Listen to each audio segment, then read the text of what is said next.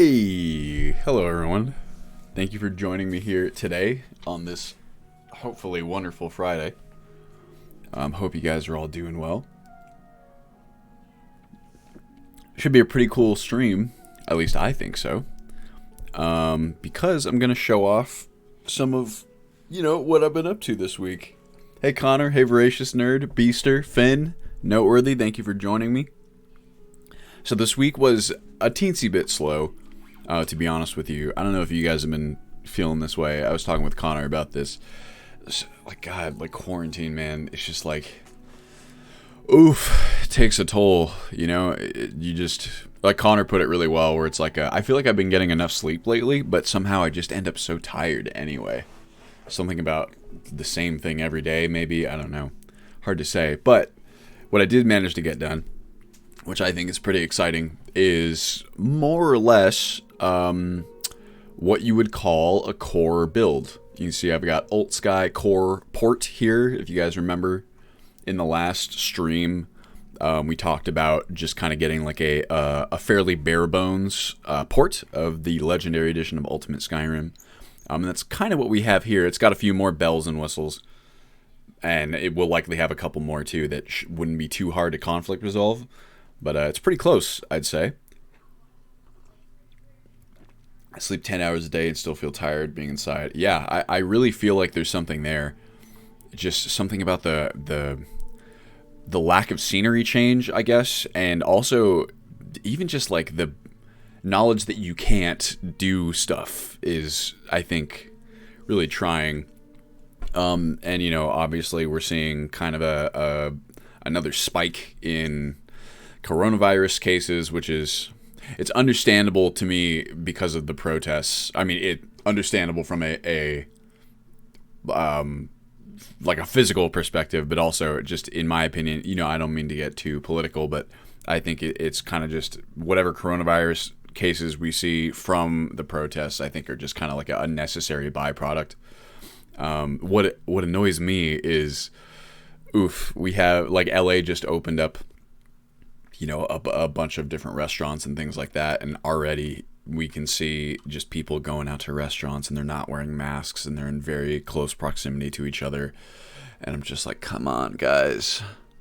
It's tough because I understand why some people might think it's safe to go out, because, if they're suddenly allowed, if the government opens things back up, it's almost implicitly okay, it must be safe. But I don't think that's the case, so that's a bit frustrating. I just really want to go to the library and program. Absolutely, Finn. I love going to the library. So does Liz. It's one of my favorite places to go for a nice change of scenery for working. And excuse me. For now, I'm just here in my room. I do love my room. Don't get me wrong. Just it's just the same scenery every day. And also for me, it's a little tricky because there's not a separation of kind of where I game, where I do my sick gaming, and where I work. So it's just very easy to get distracted, I think. But distractions and all, I think we got a pretty cool, more or less initial build here. I would say, so one of the interesting challenges this week was figuring out how to structure the performance profiles of the new, UltSky SE. I said before that I wanted to build the port with performance in mind, and so what I'm trying to do is kind of create a set of criteria that will determine kind of what additions go into which performance profiles, what the differences between the performance profiles will be. And it's kind of a complex problem. My kind of initial, what I'm planning to do, what I think the best idea that I have thus far is essentially having three builds. The trick here is that I can't go too crazy with the differences between the different profiles because it can create this kind of maintenance nightmare. What I'm trying to do, what I think I'm going to do, is essentially have three versions. You can call it, just for the sake of conversation, I'll probably use different names. Yeah, that would not be a very productive library, I would say. Alan. Sounds like a fun one, though. The 3 different versions that I've been thinking about doing are, arbitrarily, we'll call them low, medium, and high, right? High would be pretty much everything. It's, all of the different mods, the gameplay mods, plus all the different visual mods. You can see right here I have almost no mods installed that are pure visuals. A good example of this would be, like texture mods, things like that. Almost none of that is installed. I have some things like I meant to turn this on. The unofficial high definition audio I would probably include.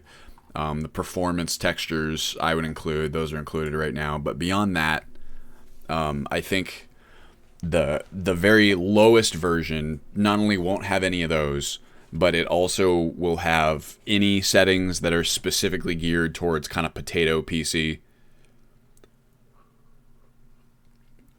So Mika, boring, pretty, and pure eye candy. It's not quite that. And, well, sort of. It depends on exactly how you define pretty. So the first one, what I'm really aiming to do is have across all the different versions, the gameplay is the same.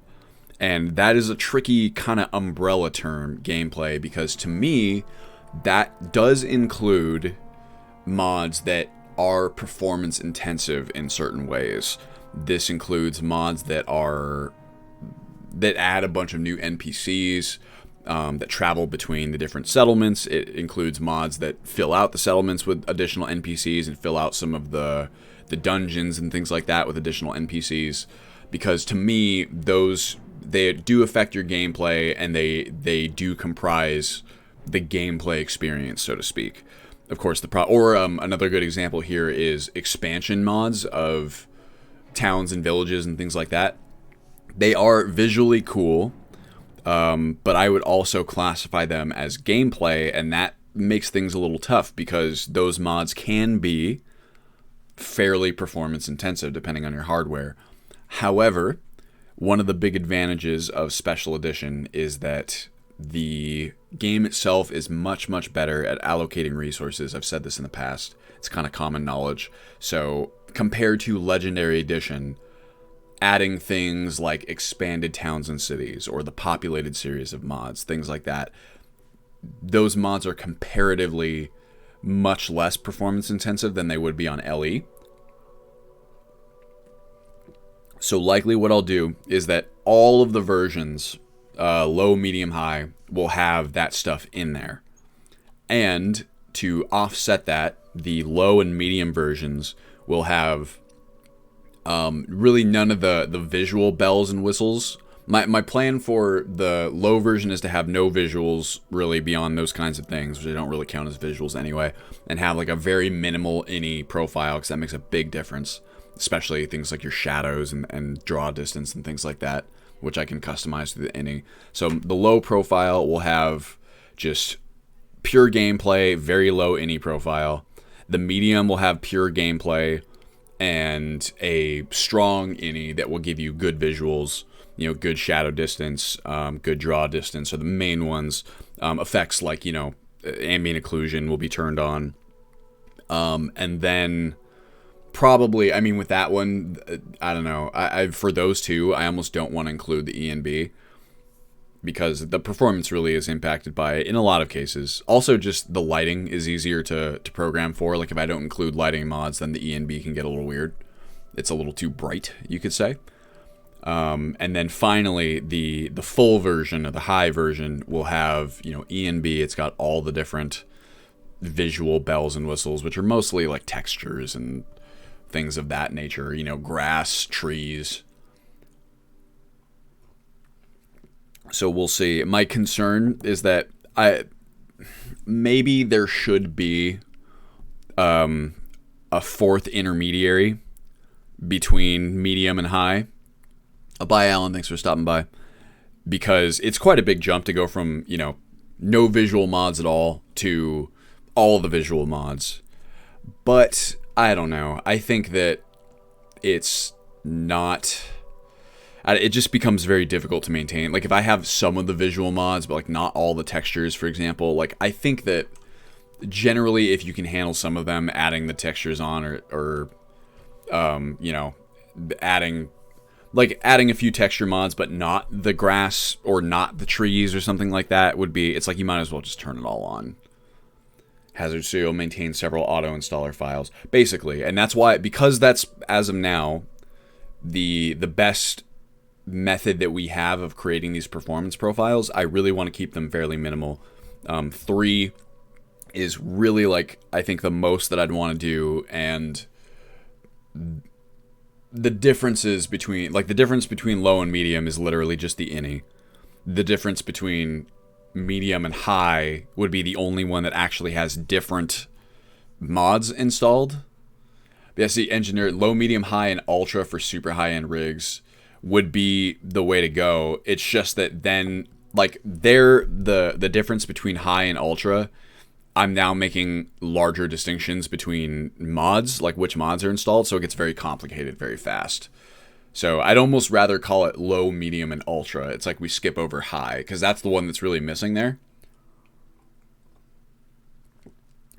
Going to go to the Wabbajack route or maintain your own automation. I'm really not sure yet, Mika. It kind of just depends on what creates the easiest solution for everybody.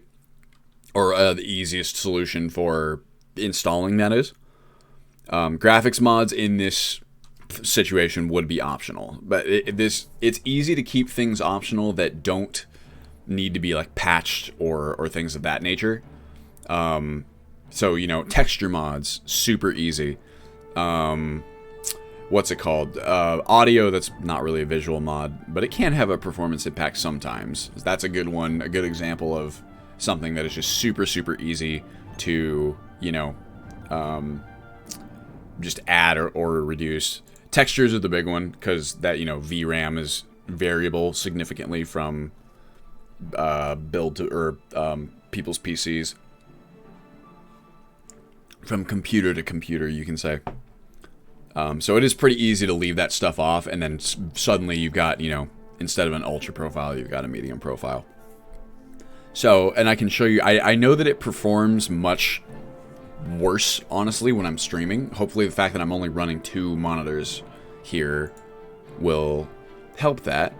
But I was messing around a lot this week with performance testing for this kind of initial build. This isn't conflict resolved, this load order, but it is organized. So it works pretty well, even as it stands now in-game.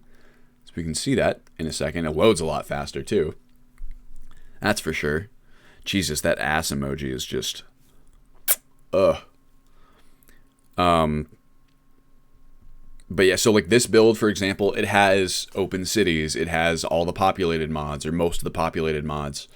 And even with that, like when you're in cities, you can dip down depending on where you're standing. But as I've said in the past, I would rather have a slight performance hit in those cities and still kind of get the gameplay opportunities that open cities and the town expansions provide. So you can see what it looks like.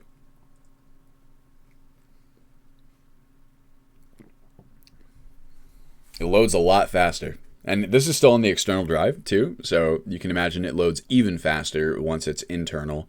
But this is with almost no texture mods. I'll also probably make the character improvement mods part of the main builds that will be on, you know, low and medium as well, just because once again those also require patching and integration with the core files, you know what I mean? What I'm essentially looking to do, like I said, is divide the graphics mods into mods that can just be added and removed. And then it's kind of easier too. Like, let's say you download the highest one and you're finding that the performance isn't quite what you want it to be.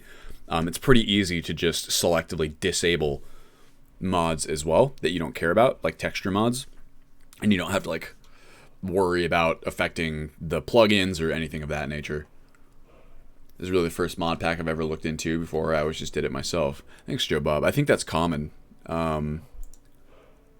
let's go ahead and start a new game just to be safe.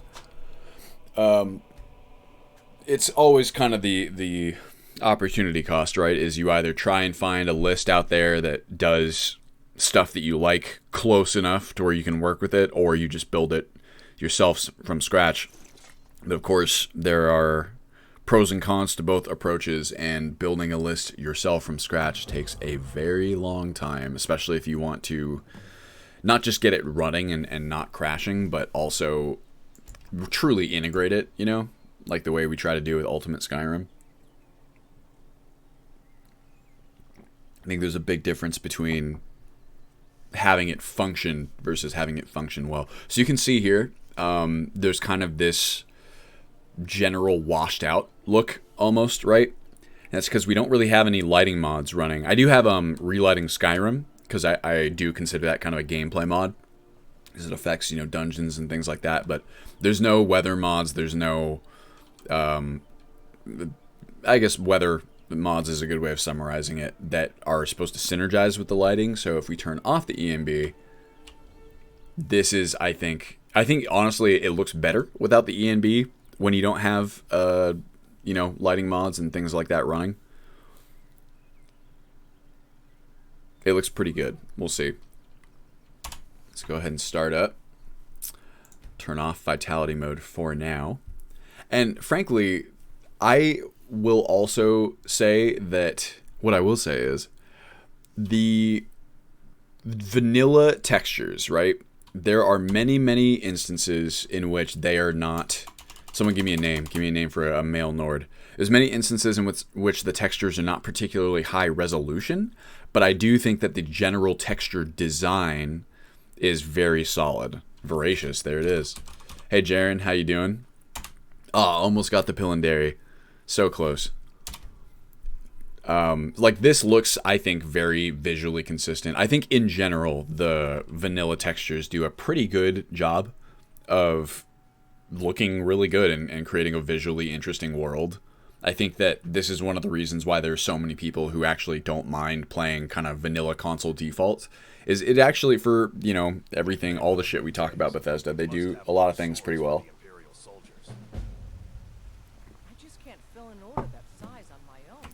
So, bing bang boom, we started in Whiterun, it seems. So I'm running, let's see, it looks like we're getting about 50 FPS, a little bit less in this area. And once again, me even having one additional monitor running on my computer has a noticeable impact on performance, but streaming definitely does. When I'm running around these areas myself, I find that it's a lot more forgiving on my performance. It performs really well, it's very smooth. And this is one of the more dense areas in the entire game. You know, we have JKs and, oh, excuse me, Daniel. We have JKs and Dawn of Skyrim, you know, decorating all these places. I'll probably go through and comb down some unnecessary additions just to try and squeeze that last bit of FPS out. But this is also the Open Cities version. So the idea that, you know, you can get it running kind of at this level at all, to me, is very impressive, and is kind of like a testament to Special Edition's greater ability to, you know, allocate resources and stuff like that. What's up, my man? Is he an outlaw? He is. He's an outlaw refuge guy. Oh, excuse me. What are you guys, like, guarding the entrance down here?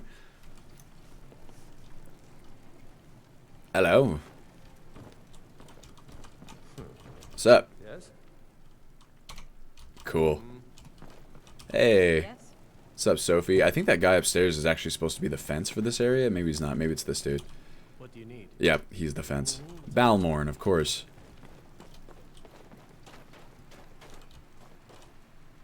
I was thinking, I was like, is there a sound profile? This is a weird spot for a table. You guys gotta move this. It's right in the way. Let's go ahead and jump. Let's go ahead and set our time scale to, or not time scale, rather. Game hour to 12. Getting in the middle of the day. So you can see, like, to me, this is a pretty solid color balance. It's a bit more colorful than vanilla, and I think looks really nice. if you turn on ENB, hey Rust, how you doing? See, like, you get a lot of the graphical effects, but without those lighting enhancements, to me it does look kind of washed out. Now, of course, someone could always install their own, or install their own, you know, lighting and whatever mods. And these are all just kind of how I've been thinking about it lately. I think that it will be not too bad, maybe, to maintain like a, you know, a high and an ultra, if really the primary differences are like lighting and ENB. Oh yeah, I saw that. Thank you for the heads up, Rust. There is a 60% discount on Steam for Special Edition. We ought to make a post about that. So what we could honestly do is have the primary, as long as the differences between the profiles are simple, it'll be okay, I think. What I really want to avoid is just having to remember, like, uh-oh. See ya. Man, I gotta figure out how to travel this way. Hey, come back. Oh, they're gone. But as long as the differences between the profiles are simple and don't involve... What I really want to avoid more than anything is just having to remember which mods are enabled on which profile. I don't want to mess with any of that stuff, because that's where I think it's going to get confusing. But, so we could do, you know, like a low that has low innies and no graphics mods. Medium can have high innies and no graphics mods. Because this is no graphics mods. I think it looks really nice still, you know? Like, it's not going to win any sort of graphical awards or anything, but it's vanilla Skyrim, more or less, you know? And vanilla Skyrim is not, like, it's not the prettiest, but it's serviceable. I think, especially when you just kind of tune your brain off, like, I still think this looks plenty good. I think that there'd be many, many people who would be perfectly satisfied with the kind of the graphics that we're seeing here. So call that medium. We can have high, perhaps, be the graphical improvements, you know, all the textures and things like that.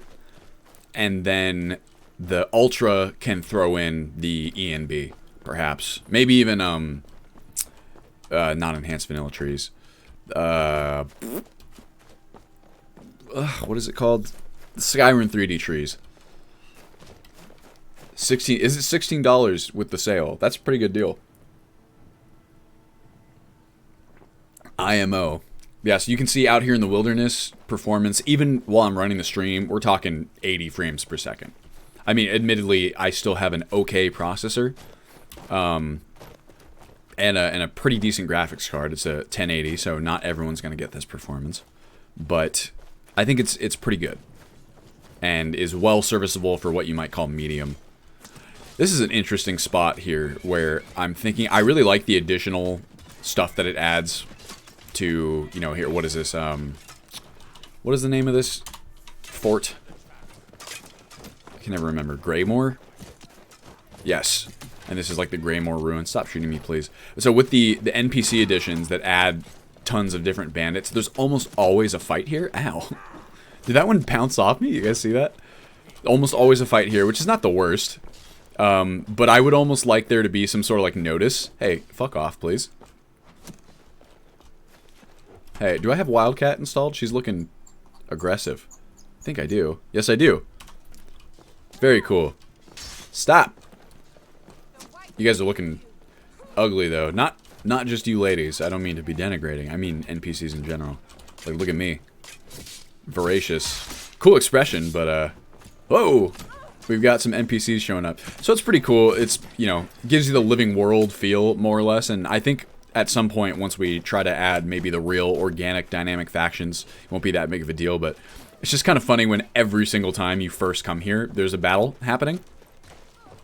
And I would like to almost just, maybe like some point over there, add like a forked road with like a notice or something that says, hey, like, watch out, there's a bunch of bandits who have taken over, you know, Fort Greymore or whatever. Or maybe just put it in Whiterun. Whoa. Oh yeah, these bandits have names. Rujari. Oh, bro, you need some help here. Look at him go. This dude's a champion. Teach me your secret techniques, my friend.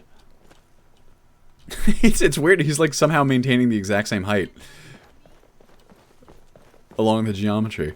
Is he supposed to be like riding on a horse? Wow, he's faster than they are too. That's weird. Anyway, yeah, I consider real names definitely a gameplay mod, so that one would definitely be in there. It's called a sneaky archer. Aha. I like to imagine maybe he's just like a amputee, like a leg amputee, and he has a like a series of wheels or treads like right underneath his torso that just allow him really solid movement.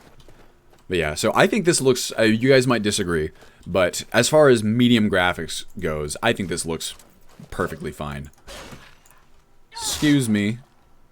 Does that mod extend to NPCs from other mods like Patron or the Immersive Patrol Soldiers? Absolutely, Rujari. So the way that it works, real names, is that it uses a repository of kind of things to look out for, generically named NPC titles to look out for example, Patron or Soldier, Guard. And if it detects one of those strings, it will adjust, or Bandit is another one, it will adjust the character's name and give them a randomly generated name. Played a leading role in 2.5 Men. Clever. Real good. See, like, this water doesn't look great. Sure as hell looks a lot better than it did on Legendary Edition, right? Like, look at that. Pretty good. Look, the corrected flow, you might say. It's pretty good. Run, deer. Hey, Plot, how you doing? So we can go ahead and check out some other areas as well. But yeah, so the main focus for me is that between all of the profiles that we run, I really, the gameplay needs to be consistent. I don't want to make concessions. I don't want, you know, the people who are running the lowest profiles to have to, oops, I forgot Falkreath is in the cell, have to sacrifice, you know, the gameplay elements. I don't want them dealing with sparser villages or easier forts and dungeons because there's not as many NPCs there, right?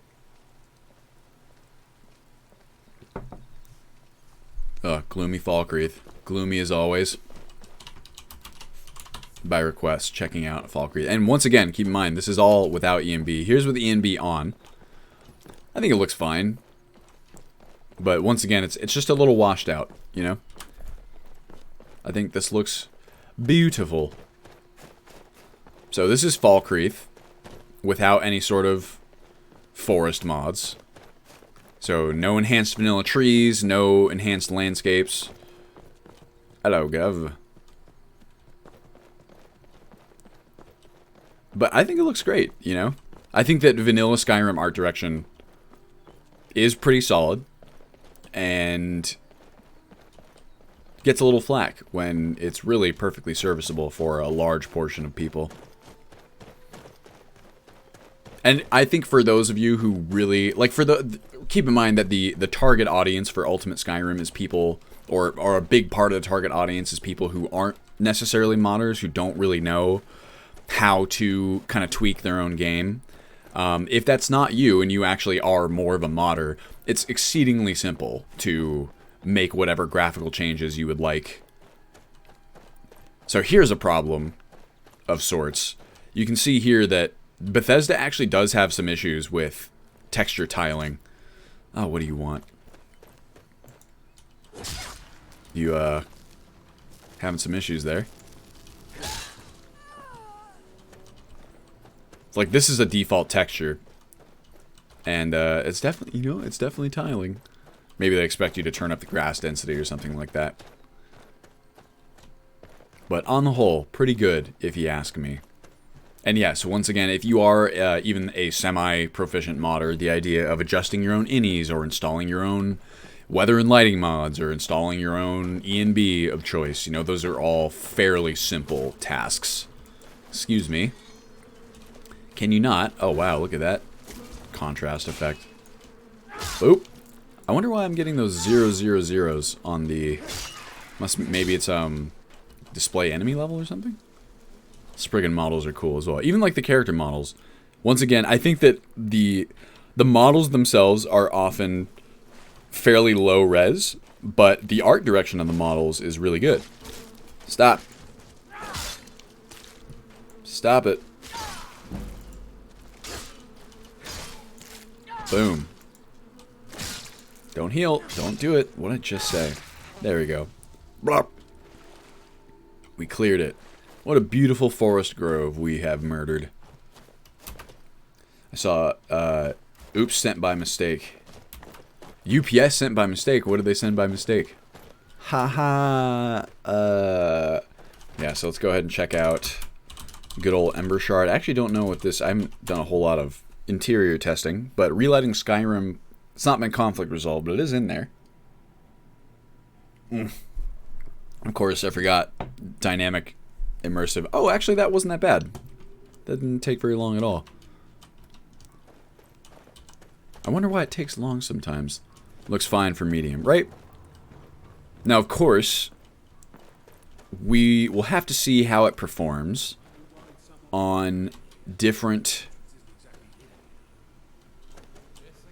hardware, because I do think that my computer even now is a more powerful...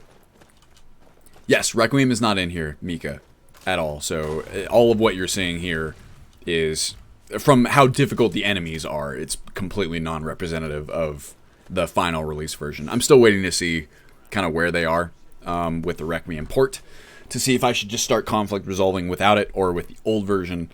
It's really not that hard to, like, conflict resolve without it, and, what's it called? Get it in there after the fact. Oh, one visual thing that you will see here, and this is one that I might just include for everybody, just no matter what, because I just love it that much, is Amidian-born. We have the Amidian-born textures and armors and everything, thanks to Cryptoper's work. Has anyone tried the Mirewalker mod for alternate death? What is that? I'm going to check out, let's see, Riften City, Southgate, exterior. That's a mouthful. Never heard of Mirewalker. Ouch. You guys hear that? My arm cracking.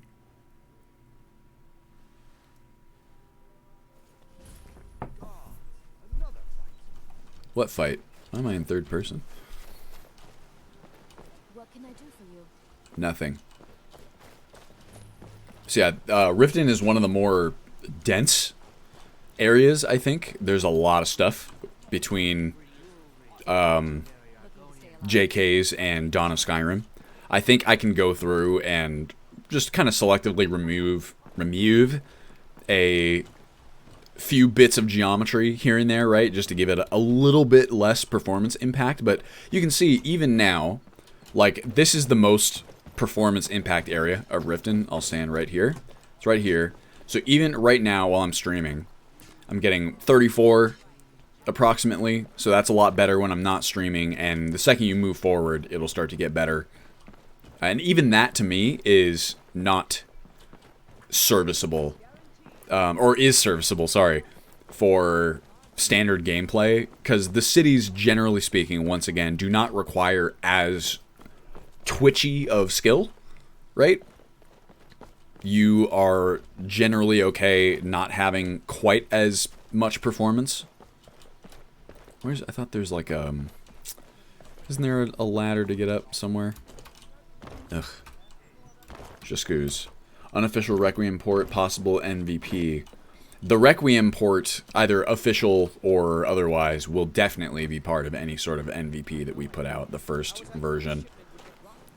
This is pretty much what you can expect from the... Ooh, can I... No? There will still be some additions, like I gotta go through the UI. There's a couple new options for that. And I'm really gonna comb through. Have you considered a future light mod pack built around Skyrim together once the mod improves? And of course, what I would rather do, Rockwell, is do a full-on... I don't like compromises in a sense. Maybe... Okay. Oh, shut up, Maul. I don't care. You know what? Don't talk to me anymore.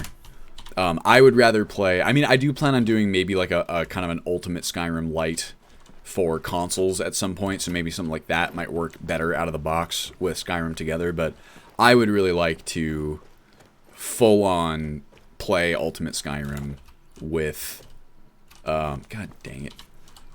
with Skyrim together if I had the opportunity. I think that would be really fun. I know that the mod is still very much in progress, so we'll call that a pipe dream for now. I feel like that should be... Oh, I can jump up it in a sense. I'm also strongly considering adding like Simply Climb, since now you have these open cities that are a lot more traversable, right? So you can do things like this, like run around on the freaking... Whoa. Can I make this jump? Whoa, yes I can. Thank you, sprint jump. Look, guys, I'm on the roof. Also, how do you get into, like, this area? Or there isn't one. Or it isn't a way. Oh, whoa, shit! How do I get in here? I've always wondered. Do you think a 12-year-old would enjoy Skyrim? I'm thinking of buying Special Edition for my niece. I absolutely think so, personally. I think that vanilla Skyrim, in particular, is very beginner-friendly. I think it's very friendly for just about anyone who wants to play. It's very accessible.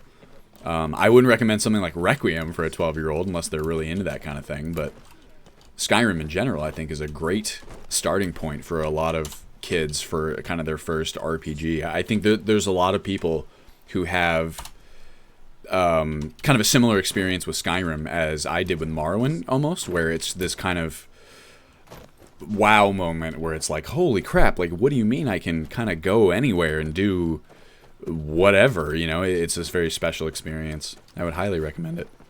You can see here there's a funny interaction happening where, for whatever reason, probably because the lack of conflict resolution, Sapphire is not here in the Open Cities version of Riften. She is in the other one, and there, I think Arthmore built in like a failsafe for this. Like there is a door that they can use to get from one, like the origin version of the cell to this one, and sometimes they'll go and use that. Usually it's like a rock or something like that. I wonder if we can find it. Maybe. It'd probably be marked as a cell. Let's see, Honeyside, Skyrim. Look for one that... Yeah, Riften. Here we go.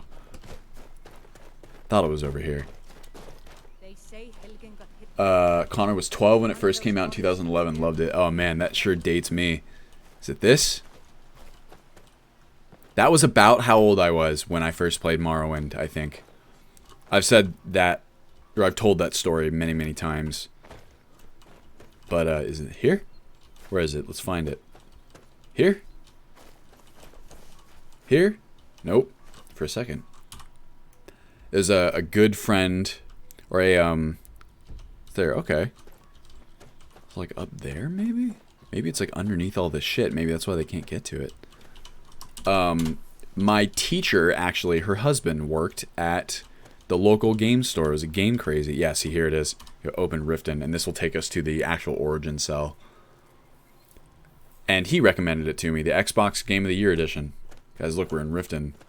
Except for we're not. But here's Sapphire, standing in her spot. I wonder if there are other things that are not quite edited. Let's take a look at what this looks like. Right?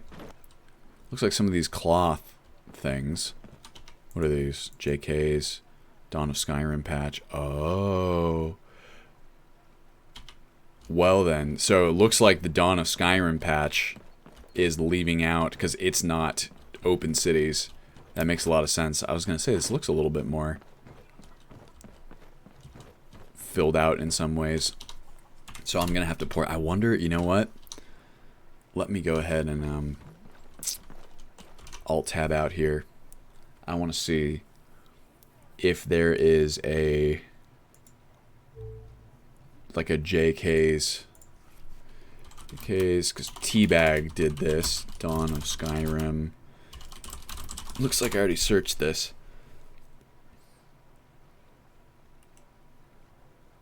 Oh yeah, this person's asking for exactly what I'm looking for.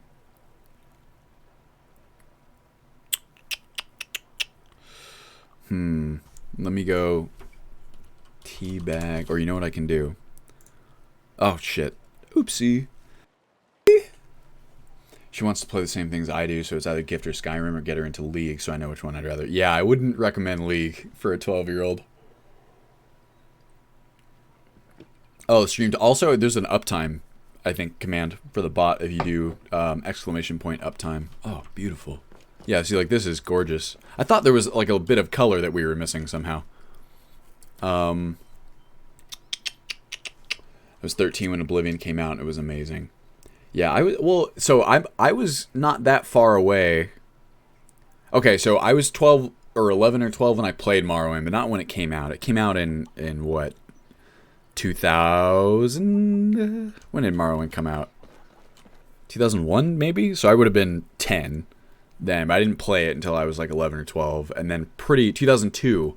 So I would have been, oh, okay, well, so I was about 11. And then, wow, so Oblivion came out in 2006, right? So I was like 15 when Oblivion came out. Wow, that's weird to think about. Anyway. Plan on playing UltSky SE with 2 other friends. I assume the desyncing issues will just be more consistent with all the mods. Yeah, well, so what is the deal with Skyrim Together, if anyone knows? Is it that SKSE mods don't sync well, or there's something there, right? Okay. Let's go organize here. JK. Yeah, I've not been streaming for very long, so we still got plenty of time. Ow!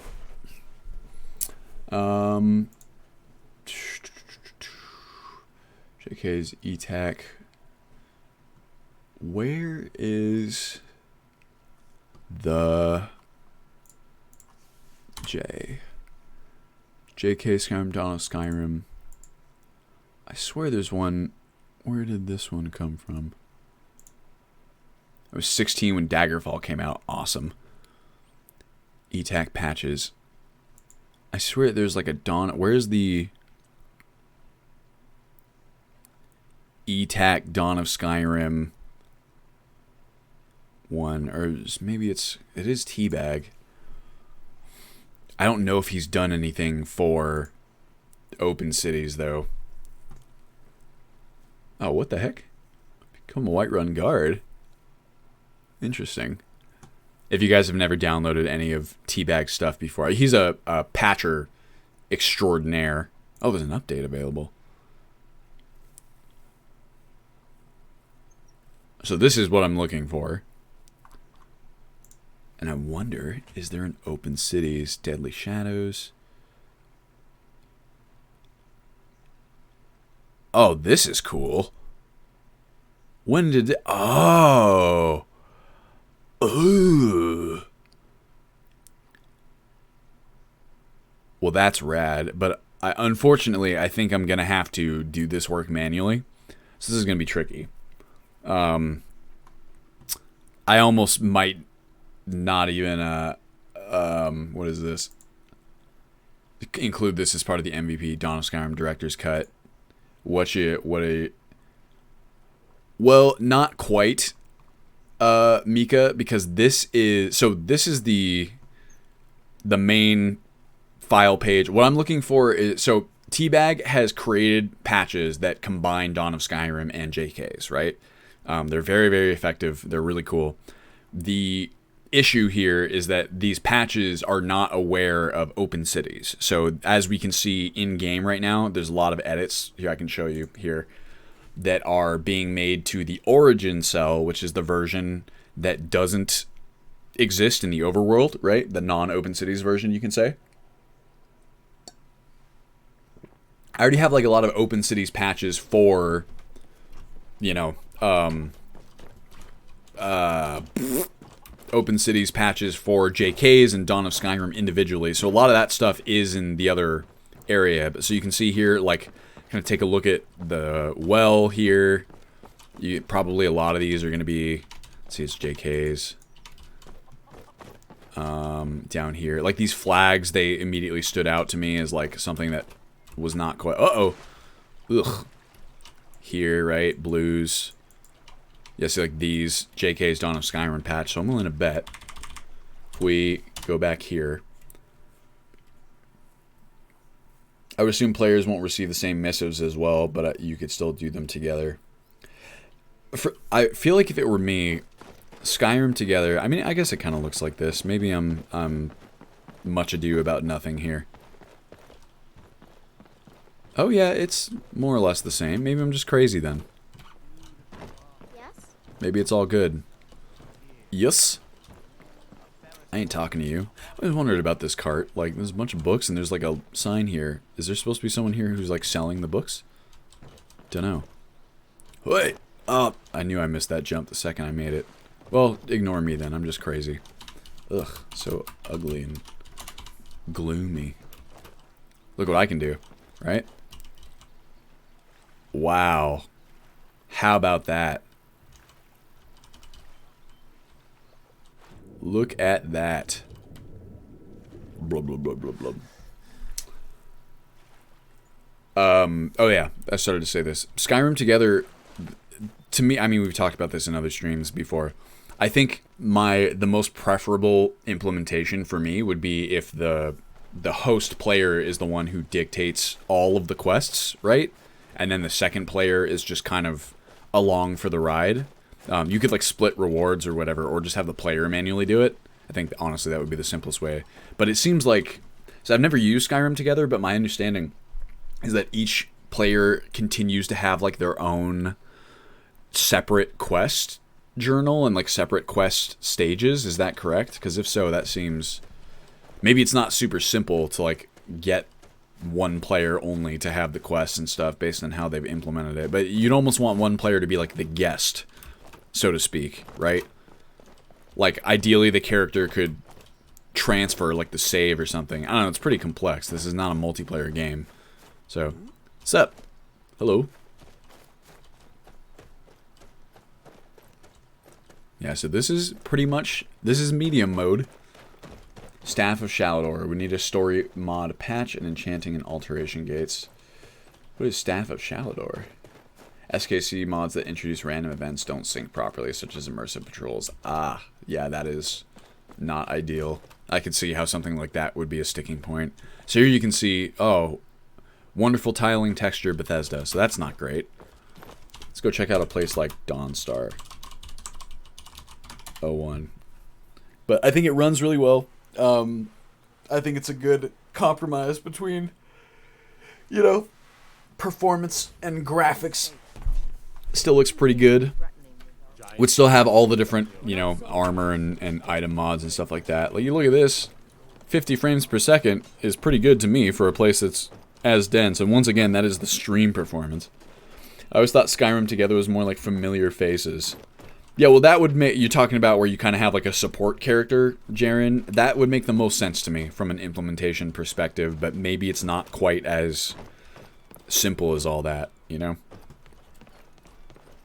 I know that right now, like I spoke with him, Max Griot, I don't know how it's pronounced, hopefully I'm pronouncing it correctly. I know that he's the only person really working on it right now in earnest. I think the rest of his team is kind of has other obligations at the moment.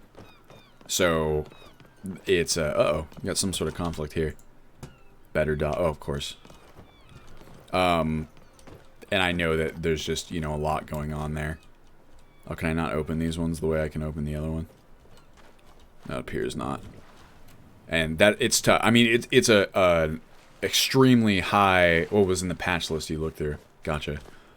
It's a very ambitious task, Skyrim Together, especially for one person. So I don't, you know, obviously developer burnout's a really real thing. Very real thing. Really real. Whoa. You see that? Beautiful. I think I need to reinstall, or add Dynavision as well to get some form of depth of field underneath the water. Do I still have the EMB on? I do. So here you go, everyone. There's Dawnstar. Here's medium build. It's hello. I think it's a very serviceable compromise. Is there anything else you guys would like to see before I quit out of here? I can show it off real fast, kind of what it looks like and what it'll likely look like on the MBB. Or have we pretty much covered everything you might want to see for this? At this time. Summon 400 cabbages. That I can do. Let's see. Help. Cabbage. Oh wow, look at that. Oh my god, there's so I have the Hunterborn, like, recipe add-on. So there's a lot of recipes. Like, it tries to do like a Breath of the Wild thing by, holy shit, allowing you to combine like anything and everything, which is very ambitious. Player.add item. No. Place it me. 03000B2A. I bet I can crash the game this way. Did that work? No, it did not. Well, if that's the case, so I've got 800 cabbages, right? No. If I drop one, oops. Right? Like, so I got this reference. What if I do this? Base form, reference form, player dot place at me 64B3F 400. That might work. There we go. My cabbages. Yes, O3 is Hearthfire.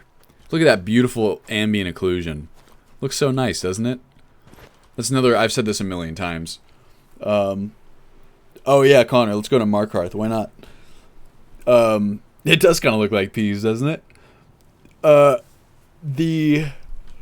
Oh yeah, this would be a much bigger chug on Ellie. I still can't manage to get above like 100 combatants in a fight without the game eventually just freezing up, which is unfortunate. I don't really understand why. Something about having that many actors is really causing problems.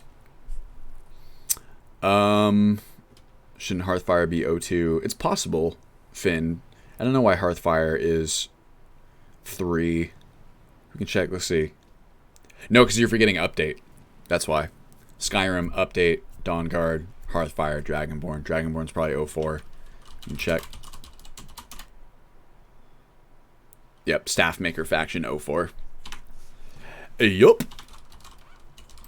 DLC 2. Yep. I wonder how many cabbages we can get. And see, like, this is... Oh, wait, no, this is SMIM. So, I guess maybe not all visual... Oh god, why did they stack up over here? There are some visual mods in here, even now, but those are like, they're almost kind of gameplay-y, you know? More. There we go. Now that's some cabbages. Yeah. They do look like peas, and I'm like small. Imagine me just like a little teensy tiny man. Woof.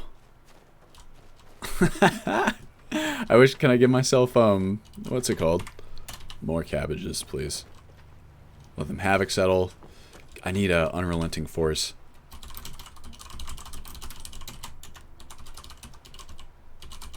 Is this gonna work? Oh no. Please? Nope. Come, I just wanna... Click 1 and set scale to 500. Sure. Oops. Did it not work?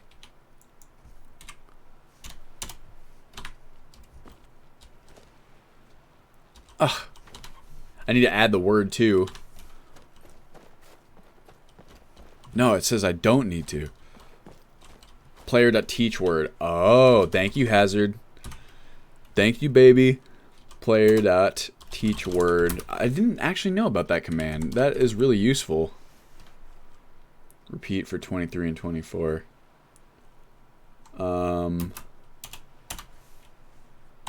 Nice, nice. Let's do 23, 24. Oh, dude, I knew the word D4. Player.unlock word. 13E22. Oopsie. Yeah, that's what I'm talking about. All right, guys, you ready? I'm gonna make a save real fast because I think I'm gonna want to do this more than once. Whoa! Okay, that was pretty much as impressive as I would hope. Whoa! Whoa! Sorry. That was really cool, actually. And it was really smooth, too. There was, like, no physics lag or anything. Again. More. No jitter. Now, let's see if it does infinite load. Because sometimes if you have a ton of geometry or you have a ton of NPCs, it does seem to have a problem. It'll either infinite load or it will crash straight up. It'll just freeze. Let's see. Snuffleupagus was a red dragon and a mercenary for Tiber Septim assigned to guard the soul gem of Prince Ator. It also could just be trying to remember where all of these references are placed. Like, maybe it takes it a second. My cabbages. I'm, like, torn on whether I should watch Avatar again now that it's on Netflix and likely in, like, glorious 1080p. But I just rewatched it not that long ago, so I'm kind of like, I don't know. Yeah, I think we broke it, guys.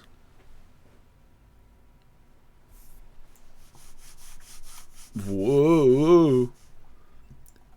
Laughs in it never leaving Canadian Netflix. What the fuck? It was never on Netflix for us, was it? Or am I just crazy?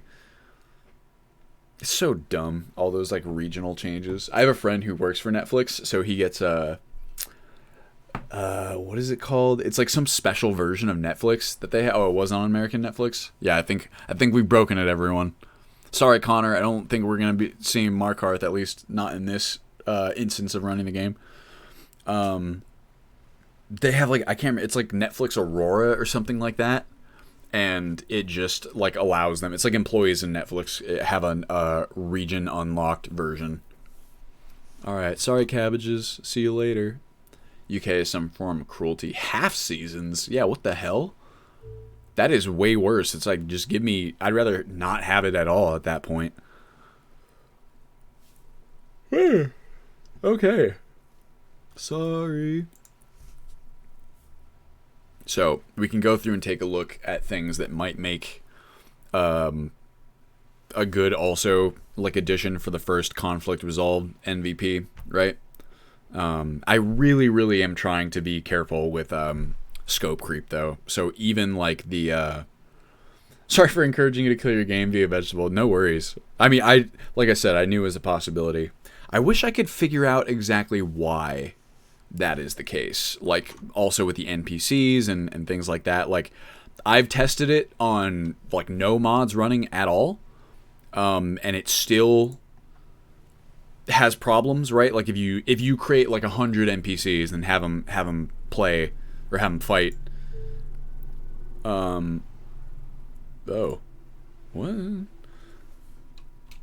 It's still, like, it runs fine, and, like, the fight, I mean, it might chug a little bit, but it runs pretty well, surprisingly. And is that, like, on a different monitor or something? Where's my task manager? Oh. Okay. What's going on? Usually okay, see it, Skyrim. Like, it plays out okay. It's just that when you try and, like, load somewhere else or, like, enter a different cell, it goes to shit. And I wish I knew why. In fact, you know what? Maybe we can find out. Skyrim Special Edition freeze with many NPCs.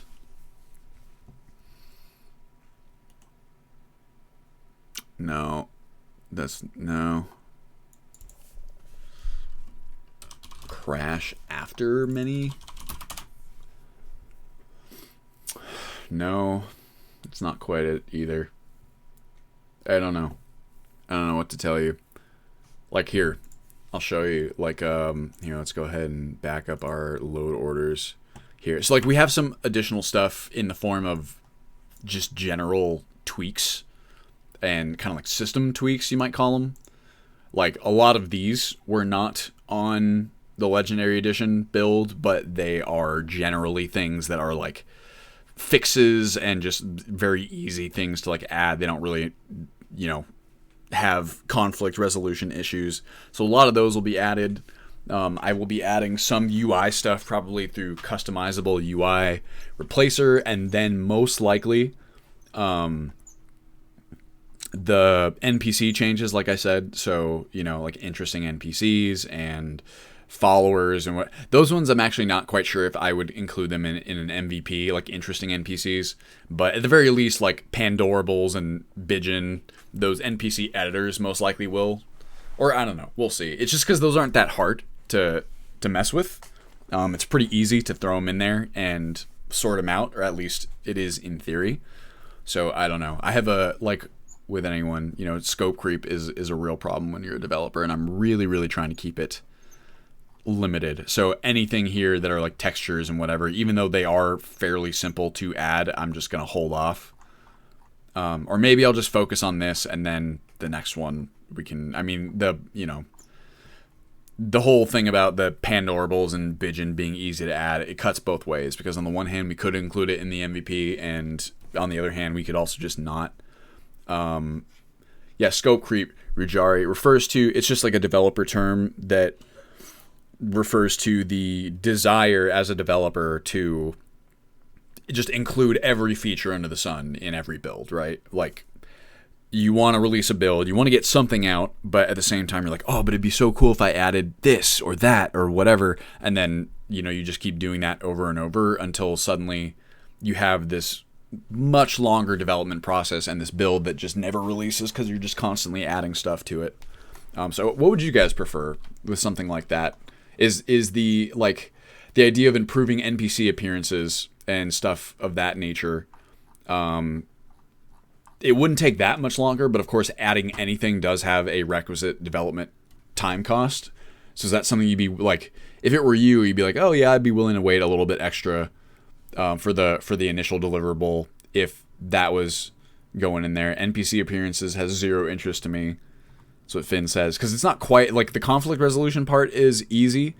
The slightly more complex part is like face gen and things like that aren't just conflict resolving.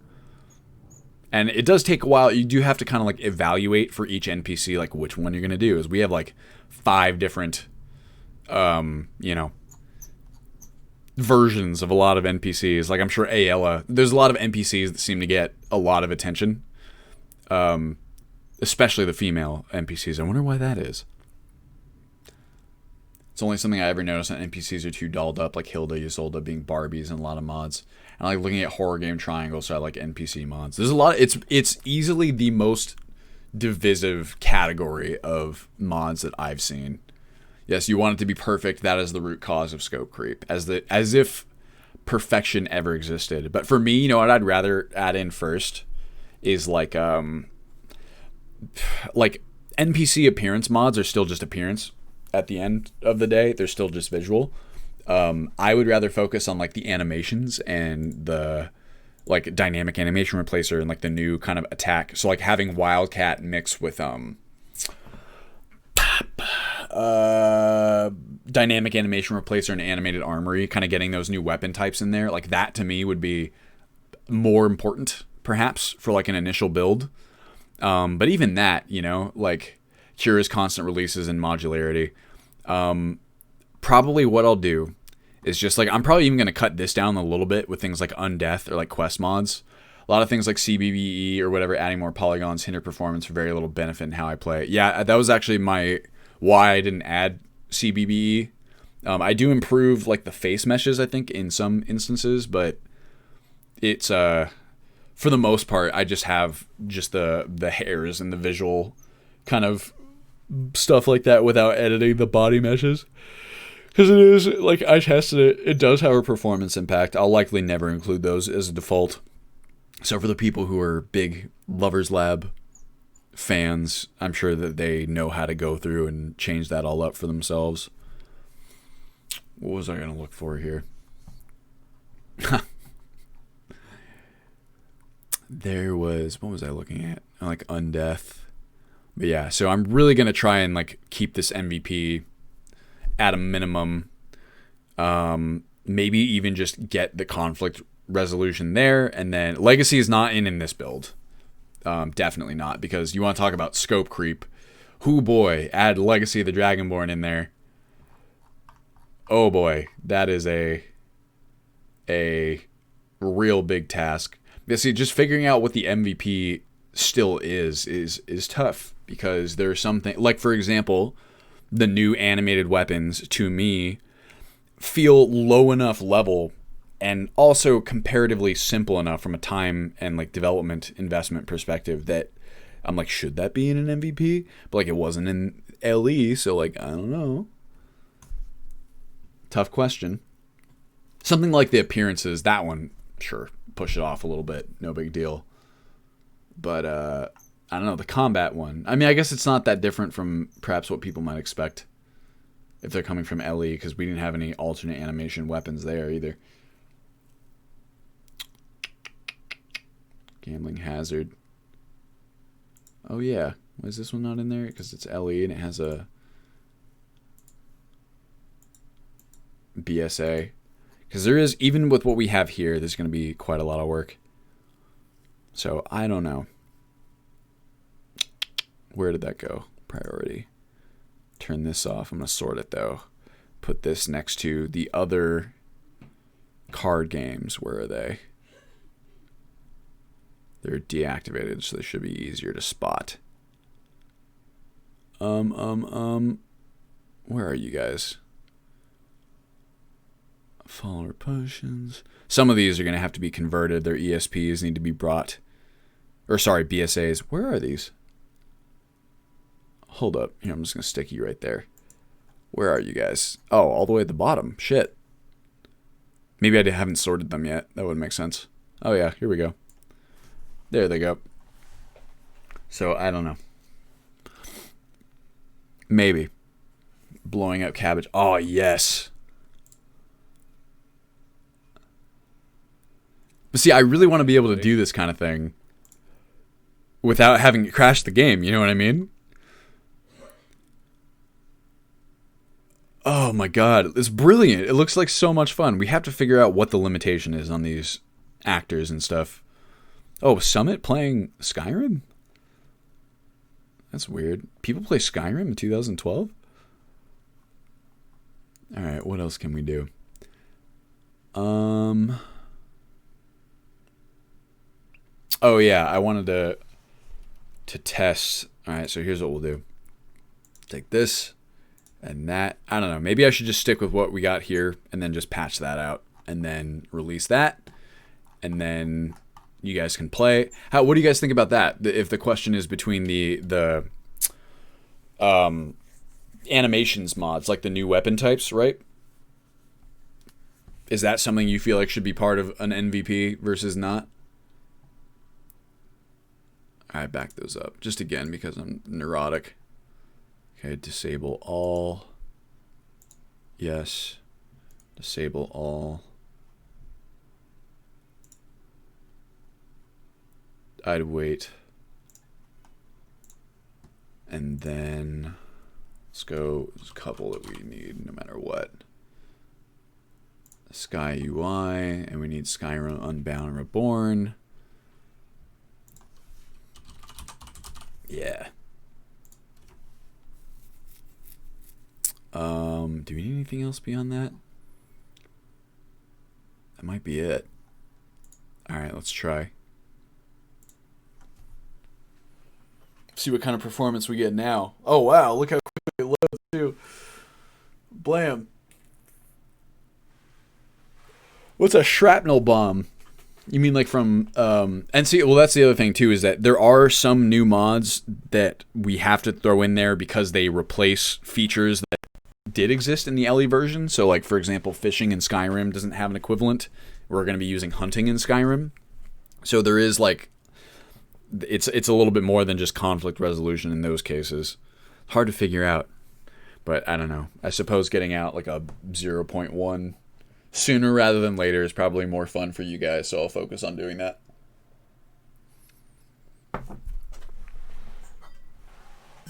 The depth charge from fishing in Skyrim. Yeah, those aren't in the game, unfortunately, anymore.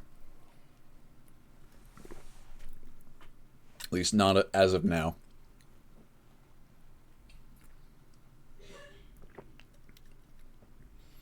Yeah, Ashes already isn't in there, Mika.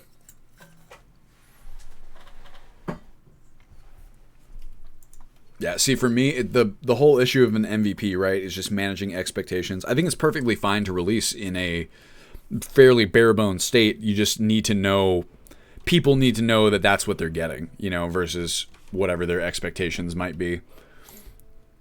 New. Oh. Ugh. Okay. Fuck.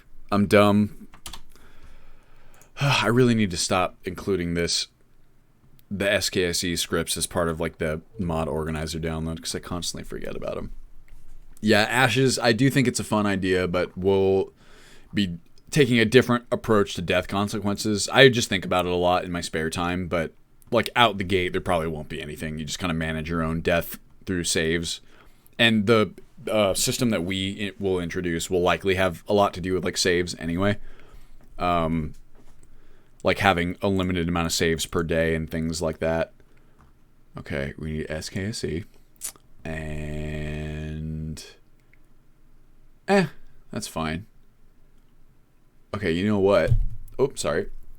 Make a core MVP. People will build their own game around that anyway, then build on a next version that use core as a base, then release that, repeat. 90% of the crashes I had were with that bug bomb.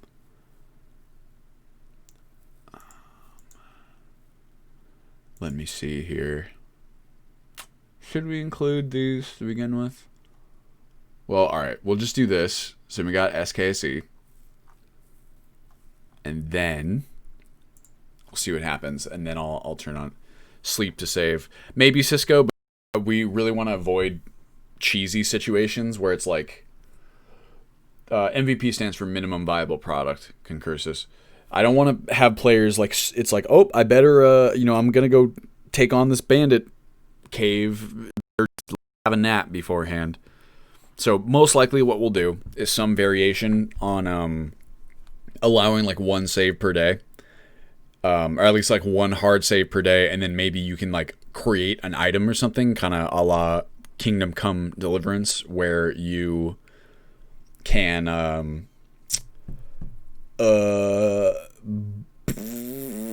gold for saving. That's interesting. It's an interesting idea. You can have like an additional save slot if you like craft an item. Yeah, I kind of like the idea of allowing you to spend your gold on a save. It's just a little perhaps weird to justify as part of like a simulation, you know what I mean? But maybe it wouldn't be that bad. And more gold sinks is always fun.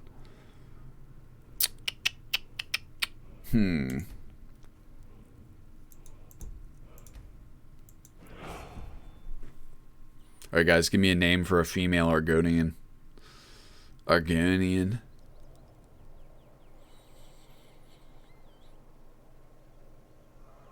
Lyra. Lyra. Always makes me think of the Golden Compass.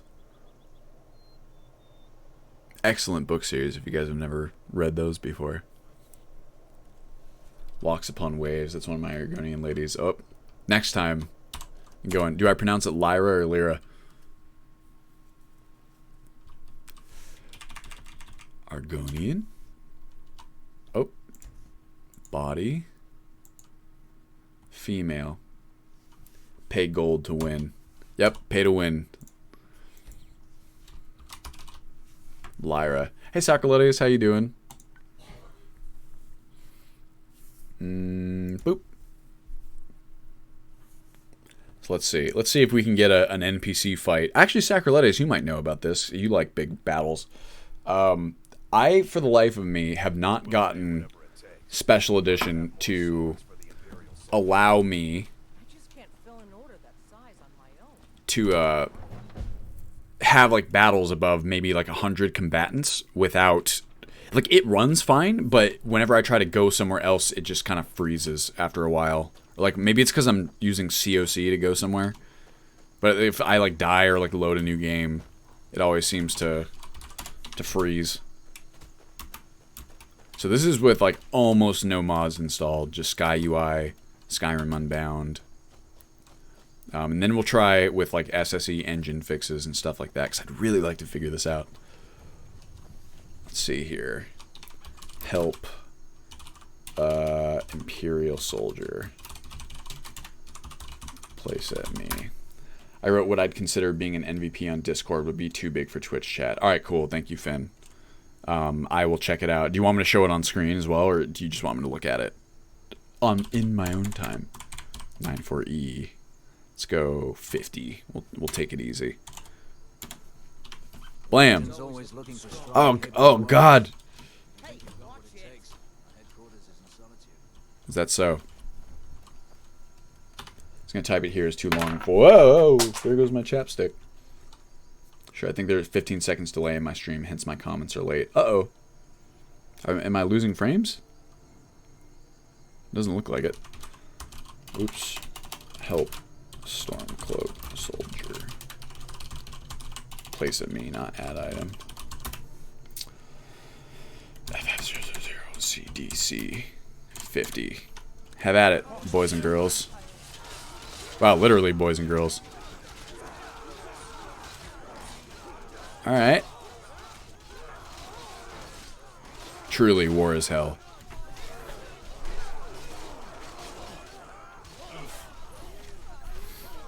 Who will win? I think the melee versus the archers.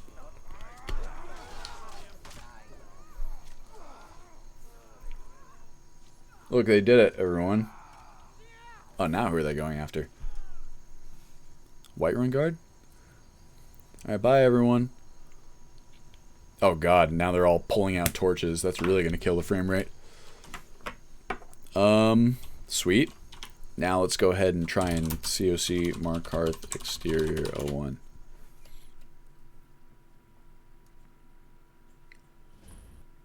Yep, see, boom, crash, right? So that is just my experience almost every time. Now we can try adding like engine fixes and maybe some additional stuff, performance optimized textures. What else might help? I mean, these are more modern utilities. More informative console, enchantment reload fix, sure, why not? Walk in here, actor limit fix, bug fixes. I'm going to leave this one off for now. Better jumping, better. What does the .NET script framework log say? I didn't have it turned on, so let's turn it on and then see. Do you think that would factor in Sacrilegious?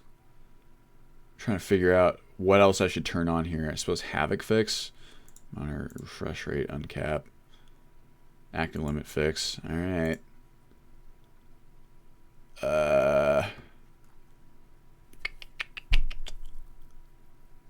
Suppose why not just throw these all on there?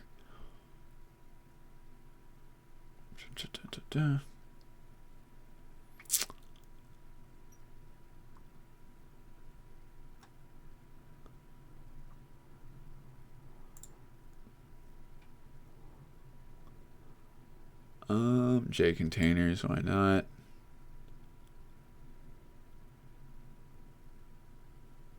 Alright, that ought to do it. Now let's try. Shall we?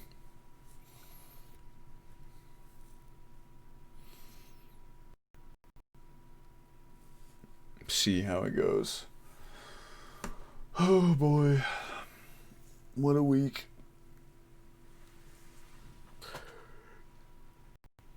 Ow.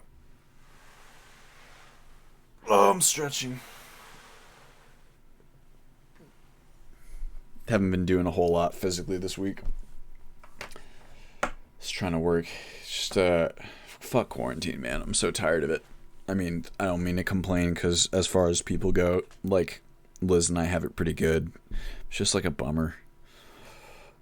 Just want to go back out places and hang out with friends and go to restaurants and go on hikes and be able to visit family and hypotenuse. Okay. New game. I want to go to the local arcade too. It's your 40th birthday next week. Oh my gosh. Well, happy preemptive birthday. Party's been canceled. Yep, I hear that. It's like, how many Zoom parties can we all have? You know what I mean? It's just like, don't get me wrong, it's cool and like it's nice to see friends, but it's not the same. And it's just gonna be a while, you know. I feel so bad for like all the kids who like graduated this year, right? Or Sacroletius, happy birthday. Just like, I don't know. It's like we all collectively lost a year. It's so weird, you know? Or just the year of indoors. So strange. I'm holding out hope that we'll get like a vaccine, because without it, I feel just it's gonna be hard to justify going back outside, you know? Give me a Khajiit male name, guys. It's another reason I want to give my niece Skyrim, because she's cut off from all her friends. Yeah, I mean, it's you know, it sucks. The same thing with my niece, cousin. I can't remember. Happy birthday, Plot. Happy birthday. I think I've only been outside 3 times since the end of February. I mean, like, I've been outside with Liz. Like, sometimes we'll walk around our neighborhood. You know, we wear our masks, and so does everyone else, thankfully, where we live, and just practice social distancing and whatnot. But it just sucks, you know? And, like, I'm so tired of being in this same spot. Just it just feels like burnout is just easier to do, you know, or it's quicker or something.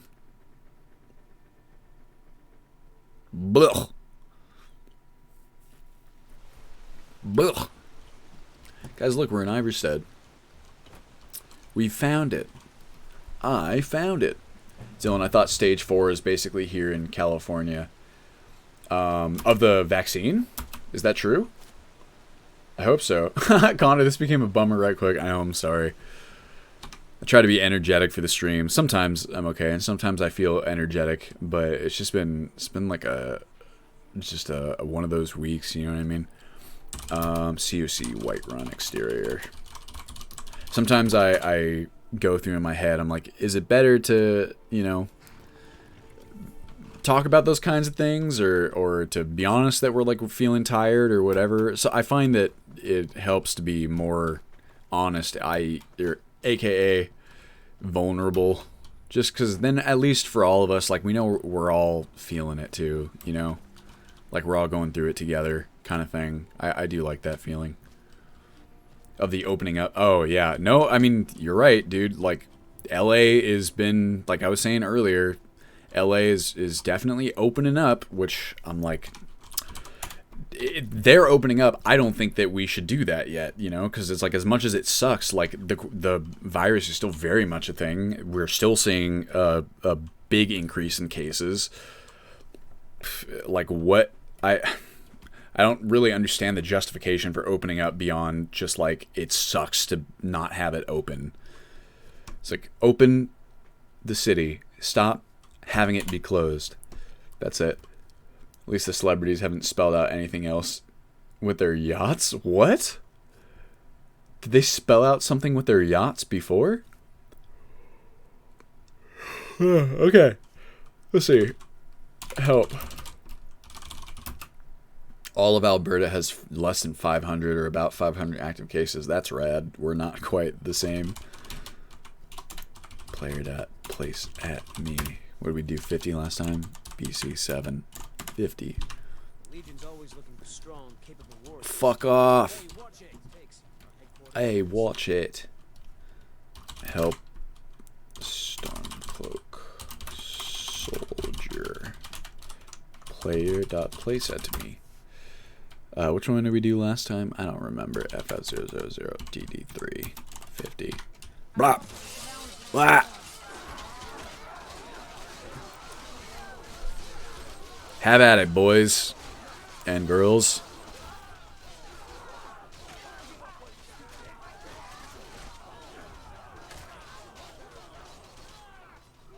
Aspiring celebrity spot. We're all in this together with their yachts. Yeah, I was gonna say that sounds like satire. Nobody can be that tone deaf. All right, so that was I made quick work of them, right? Now let's go ahead and do what we did. So yeah, Mark Hearth exterior 01.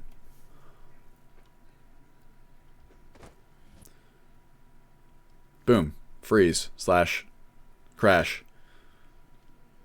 Right? Like Sacrolettes, am I crazy here? Like why? Why? Yeah, that's definitely one of those Poe's Law situations where it's like seems like it could be real. Or is that Poe's Law? It's playing off all the tone deaf celebrities in their mansions. We're all in this together. Everyone is tired, it shows, but for now, under control in Norway. Steep increase is expected in September/October, lasting through winter. Yeah.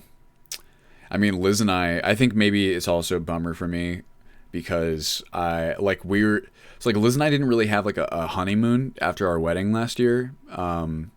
We had kind of like a little mini moon, which was really fun, but it wasn't like a full honeymoon because we were trying to like save money and whatever. And our real honeymoon was going to be this month, actually.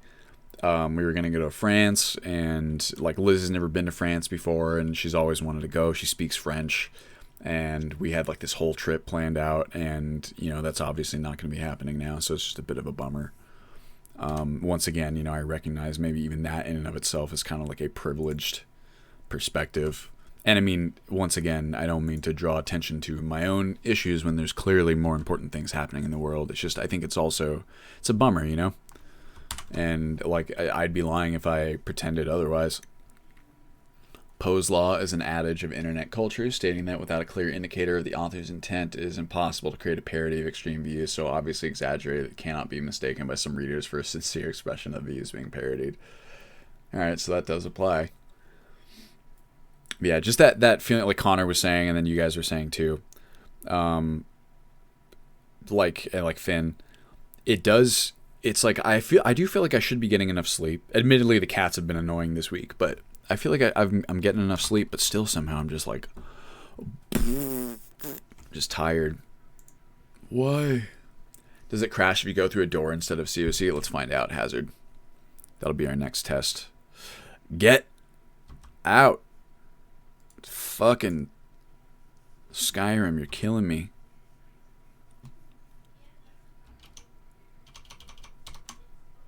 Task manager. Ugh. Okay, I know what I can do. Yes. Put it over on my... haha. I have hopefully... Ugh. Hold on. Man, it's like a hardcore crash.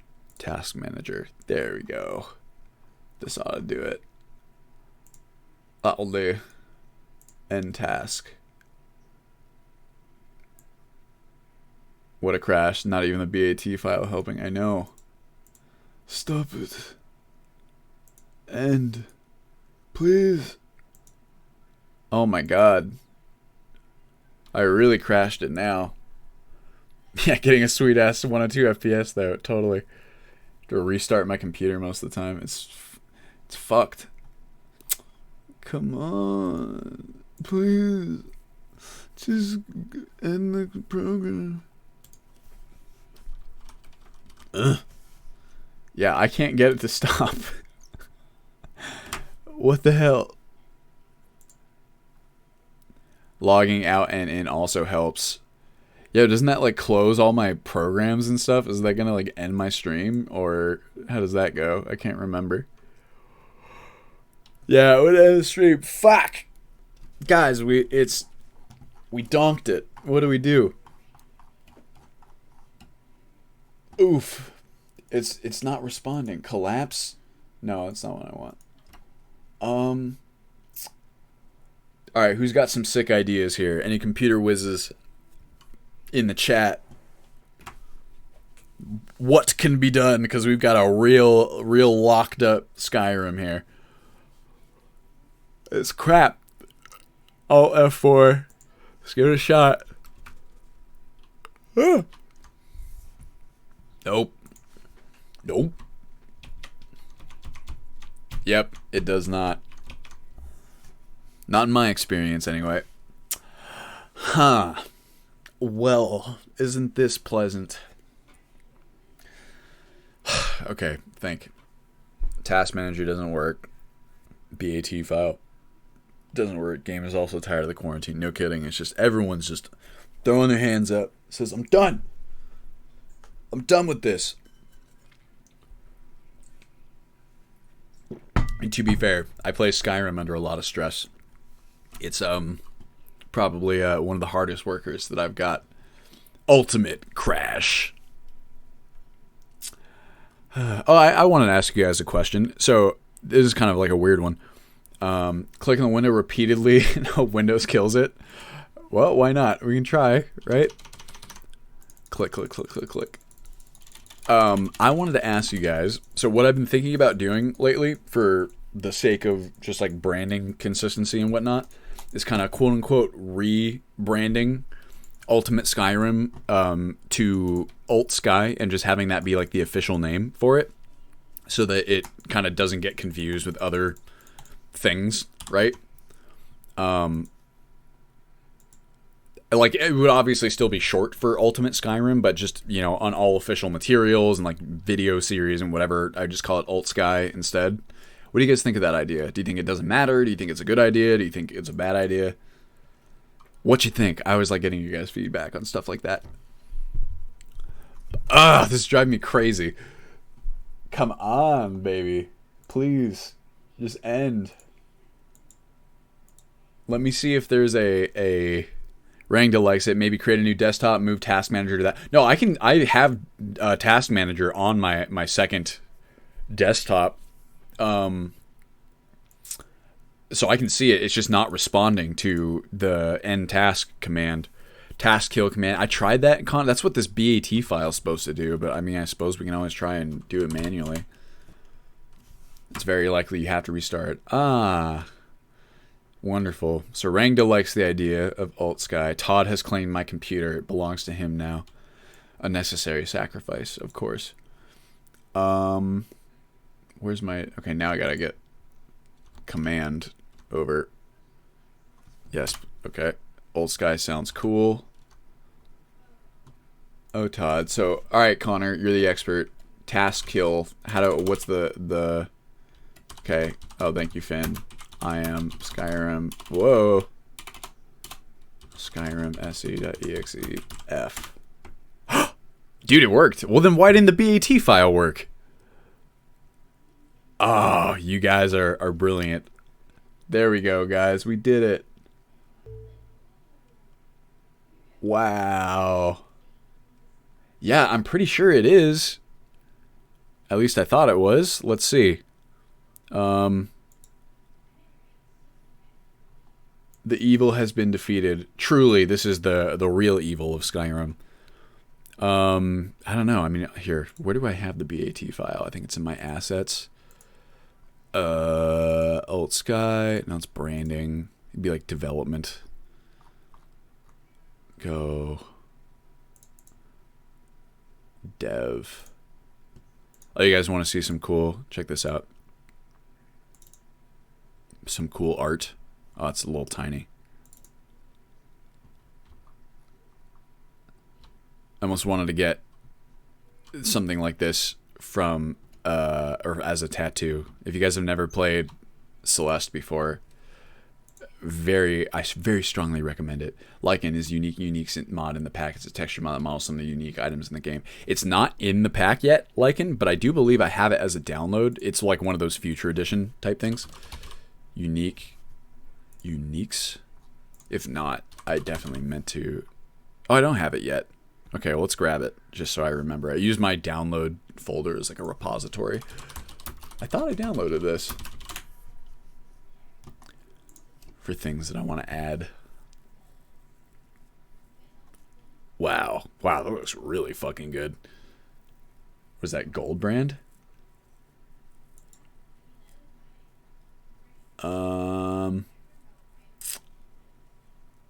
Yes. What banner is that, Finn? I missed it. Let's see. On the Reddit page. This one?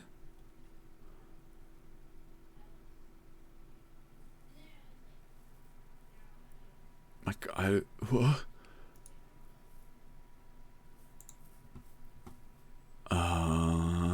Sure, now it should. I was like, am I crazy?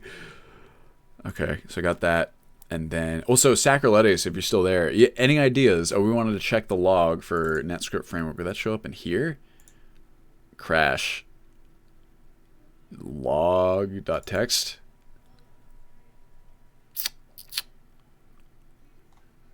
That seems fine.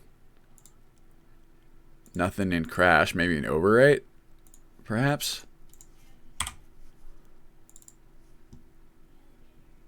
NetScript Framework crash. Here we go.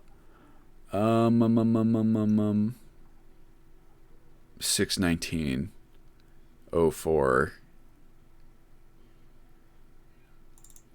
Wait, no, 54. What the heck? Seem immersive artifacts, love the thing in weapons, something they always lacked in vanilla.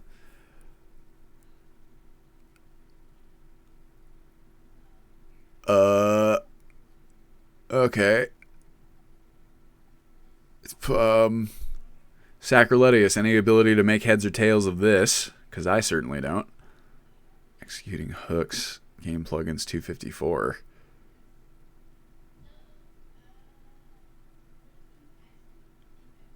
Okay. I don't know if this is actually corresponding to the crack 2619. So this is at 1254 though, I feel like. Or maybe I'm misreading the thing. Like maybe this isn't registering for the... Yeah, so this is at earlier. That wasn't that one. Like it didn't register as a crash or something. So I don't know. It's I would really like to get it working. We'll try again without using COC, but I'm pretty sure that it'll just do it again. At least we know how to kill it this time.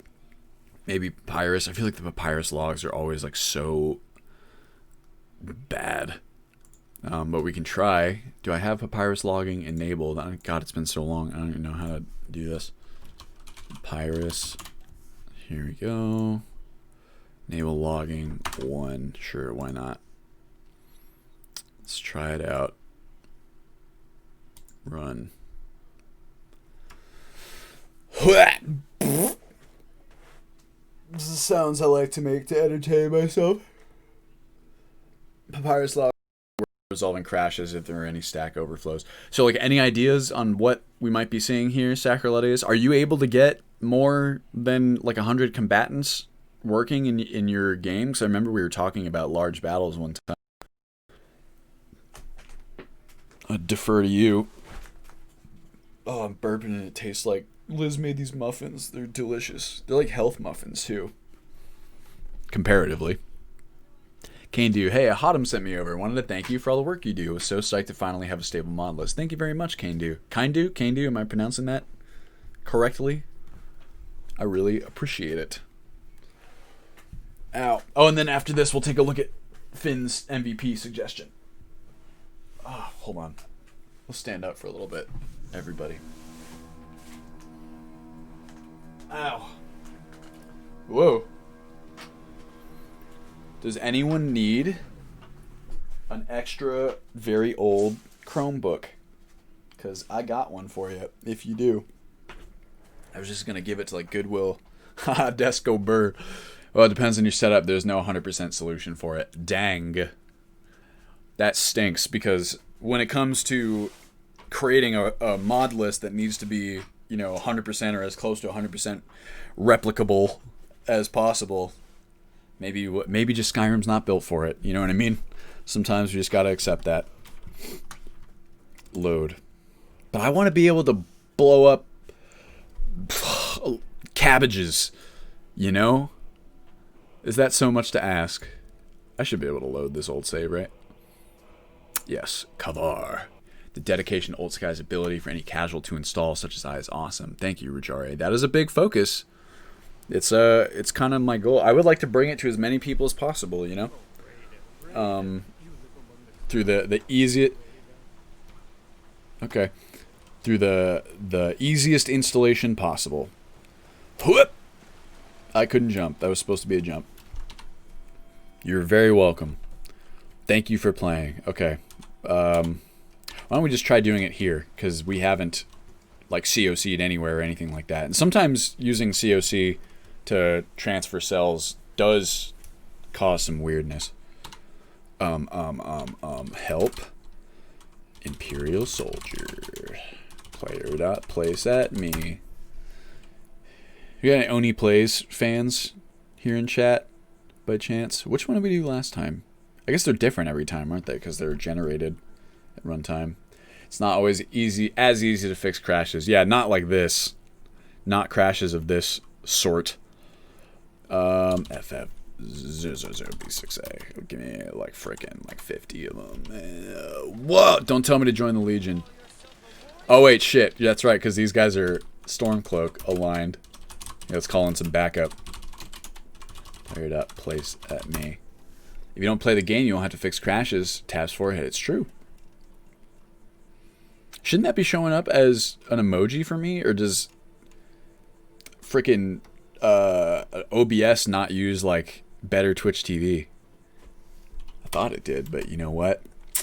I'm a Twitch noob, so I just typed it as that. Oh, okay. Yeah, but I thought that's how it works, and I mean, you know that I'm far from a Twitch expert, right? But I thought that you can just type it as an emote. Only 100% solution for crashes, not even opening the game. It's true. Oh, Hazard, you're gonna be so stoked about this. Wait, check out my map mod. Once this battle finishes, of course. Oh, no, of course I spawn the ones that have torches so that we could just tank the frame rate.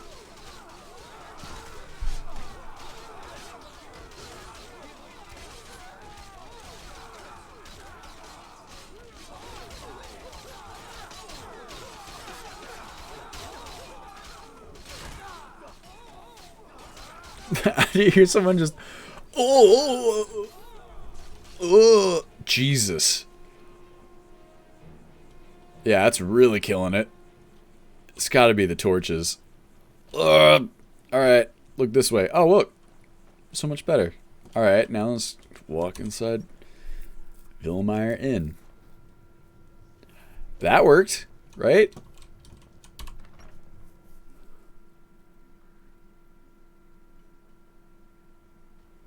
AI is failing. Yeah, they might be beyond the actor limit fix, actually. Okay, well that worked. Look, it's not working. Fight more. Because there's a lot of other oh my god! War is hell. It's him sliding and standing still, yes. UltSky Civil War overhaul. Oh god. So maybe it didn't crash because the AI didn't register. Oh god. The lighting. No. Oh, see, we're good. Back into Villemeyer Inn. Hey, not bad. Pretty good. Right? God might get nervous. Oh. Shut up! Guard might get nervous watching 100 soldiers stand by. I don't know, actually probably not, because you guys are aligned. Hey, well that worked out well, right? I'm surprised. Alright, how about this? What if we use a different... Let's really push it. Okay, wait. Load. Skyrim. Now, this, we're very likely going to be beyond the actor limit fix. I mean, 100% we're going to be beyond it, because I don't have it set that high. But let's, just for the fun of it, why don't we do a bigger battle? Huh? Let's go, and I'm going to set the game hour to 12, just in case they do have, turn off EMB, just in case they have, oh, map, here we go. That's not the map, what am I doing? Oh, I don't have it turned on, but Hazard, I put the paper world map back in, which I know you love. But I did flatten the mesh, so that counts for something, right? It's better to use. I did it because I'm planning to use Sacrilegius's map mod, which I think is really cool. Sacrilegius, you can explain that perhaps better than I can. I know that you're very, very passionate. Hazard just likes the quality world map, which I do understand. But, don't know. I like the idea of having to collect a map. Am I just... Do I need to add anything else? No, we're good. I think. Help. Oh, here, I can just do this. Let's go player, place. This is Stormcloaks, I think. Why don't we do this? Wow.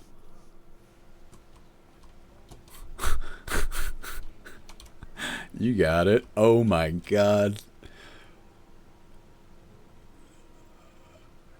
Yep, here they go. They're floating away. So this happens, in case you're not aware, when the game can't... The AI, it can't track this many NPCs at once. So what's going to happen here when we add in these Stormcloaks... Or, wait. We want this one.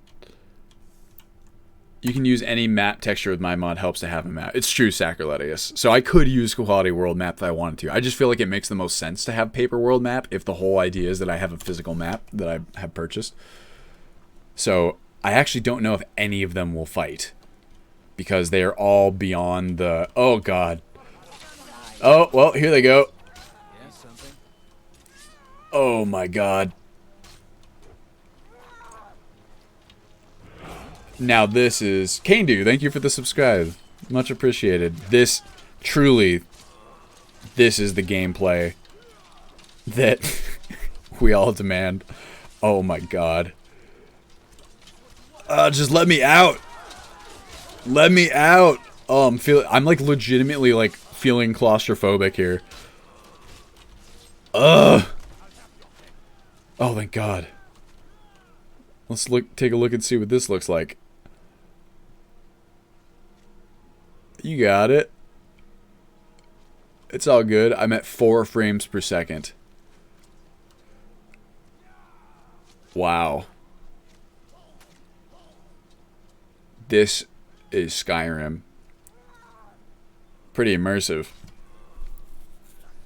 Yeah, we can kill all. Let's see. Kill all.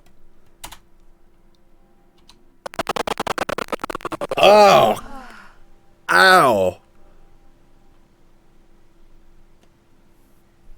Oh, yep, I think that might have done it. I'm gonna give it a second, though.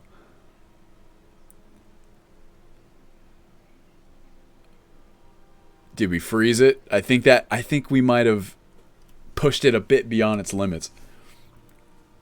Oopsie.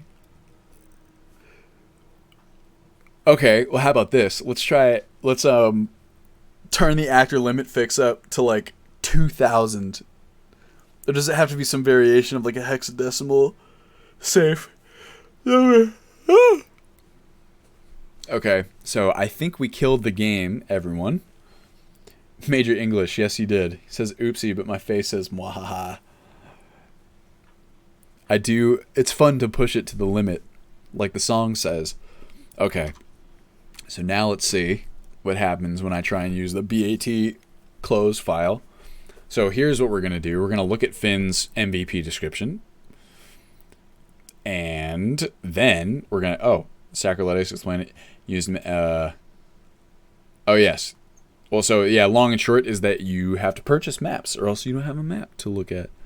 Okay, so I think Skyrim's dead. Where's the... Do I have the task manager? No, I don't. Desktop. Yeah, that's not going to work. BAT file... is not... Maybe the BAT file is somehow, like, misconfigured. It was working before. Alright, fine. Next step. Command. What was the... Oh, shit, I minimized all my stuff. OBS. What was that task again? I need to copy that. Here we go. I'm gonna make like just like a little notepad. Just a little notepad.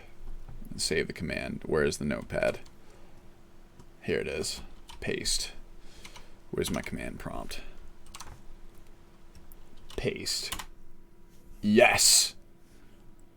Boom. Okay.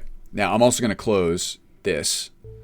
So we have all the memory. I don't know if you guys know this, but Google Chrome is very, it's very friendly when it comes to memory. It's really good memory usage. Discord. Okay. Yosemite bug fix mods, campfire fossil, and 98 regular base visuals in terms of terrain, base town mods. Using Ellie as an example, probably yes. Missives, open cities, cutting room floor. All right, sweet. So I would call this 0.1.0, but I feel you. Recommend survival type mods, few town city mods to flesh it out. All right, bro. I think that's fair. So, I mean, that's pretty much what we have in here now, except for also like the populated ones are in there, but we can always cut those. But also, I kind of want them in there too. How do you feel about those? Like the new populated kind of emphasis. 2048 would be the closest 2000. Using 2048 as a value will crash the game most likely. Paper map is bad for gauging distances and altitudes. Like you can't tell if a marker's on top of a mountain or below it. Oh, that is a good point. Oh, hey, look, I'm on TV. There's already no reason to remove them. It's true. All right, sweet. Isn't that the case in real maps as well? It is. But you can make an argument for usability there. Ow. Or like maybe, what if maps in Skyrim, maybe it's a magical map. How cool would it be if you could buy like an altitude map and you could buy a regular one, and depending on which one you have, it'll show you. That is complex. I don't know. Entire area of cartography dedicated to height maps, which are generally completely separate than most maps. Is true. There are also map textures that are like that. It's just kind of like you almost like okay, if you had one that had a height map, maybe that's the compromise, right? Is we get one of those map mod textures that has the what is it called? It's not topography, is it? That also has the height measurements, and then let it be the full mesh so that you can have the markers show where they are in terms of height. It's you know what I mean? Upgradable map. Yeah, exactly. Okay. So, I mean, adding 20, how about we do this then? Instead of getting too crazy with it, let's go. I wonder, why does turning up the actor limit fix value like affect performance hazard? Just because, or not hazard, sorry, sacrilegious, because it's allowing the AI to kick in for more actors, and that just inherently has a higher performance cost. I feel like that could be it. Is this the one I'm thinking of? This Nexus Mods? I think so. I think it's pretty ugly. Yes. This is definitely, it is topographic, but it's like, ugh. Alteration 100, open map, and travel to known location. That's like a dimension door in D&D. Okay. Any files. Text files. Mover limit. 56. Let's try 1024. See what happens. Okay. That came out wrong. Just changing the value won't. Sure, I mean like when the AI kicks in. Let's make sure that stuck. Text files. All right, good. Let's try it. We're going to make a new character. We're going to start him in Whiterun. Change the value in spawning. That many actors will, right? And then we'll see what happens. Let's do like a 400 on 4 battle. See what happens. See if it doesn't die. 300 on 300 maybe. We'll start with. iOS is so helpful with corrections. No. I knew what you meant. Oh shit. Whoops. The playground for my feet. Standing desk pad. It's dangerous, clearly, because I'm so coordinated. Guys, you want to see if I have coronavirus? I have this thermometer next to my desk. so I can check. Quick coronavirus check. I had a headache today. I wouldn't use that instead of 3D. It says way better than the paper map. It just says very inaccurate hand-drawn shapes of mountains and stuff. I feel you. Mm-hmm. Mm-hmm.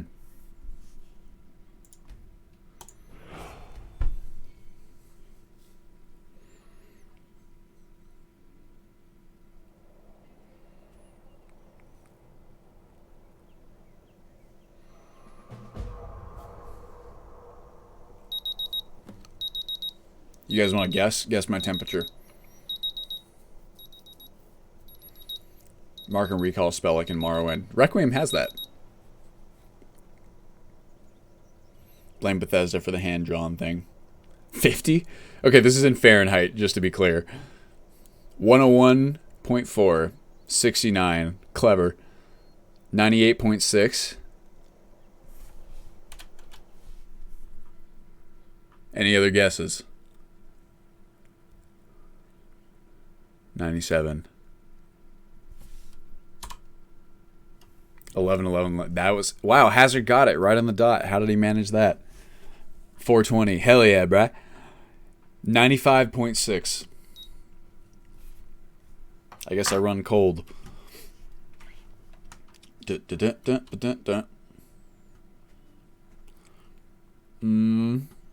gonna make a high elf.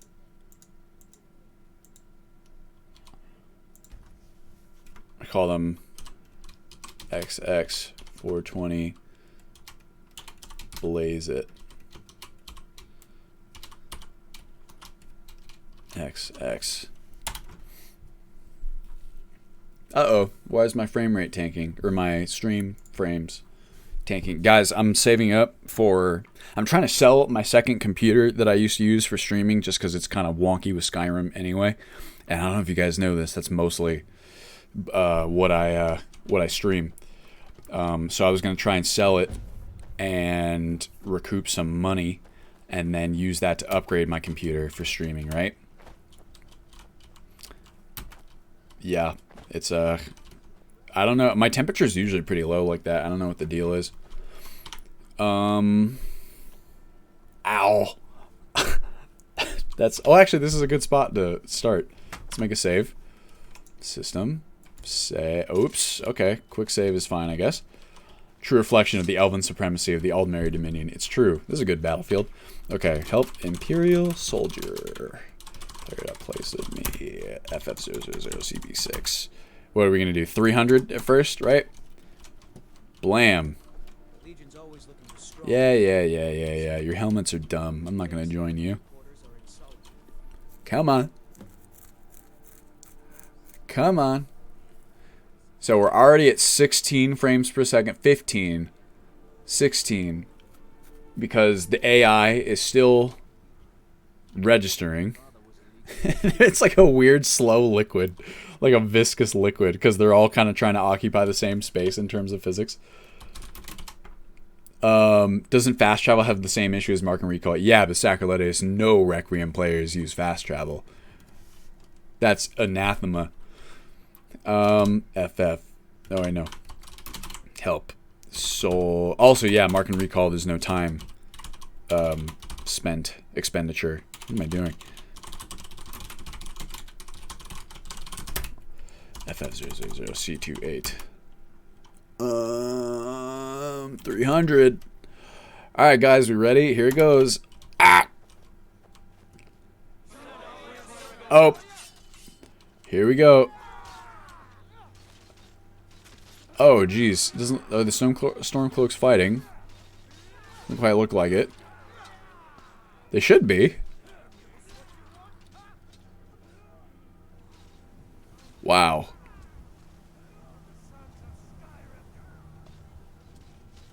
Mr. Yesterday to port out of the Mordecai. I use Mr. Yesterday? What the fuck is wrong with my brain? Have at it, boys. Well, are some of them fighting at least? Right here, let's see if I can crowd surf on top of them. Oof! Oh, nope. Wow, war is hell. Guys, look, we're in the battle. Oh, I'm gonna throw up. Why am I moving? Where am I? Oh, there he is. Let's see if I can... Oh, excuse me, pardon me. Excuse me. High elf coming through. It's like being up in the club. Excuse me, pardon me. Yes? Okay.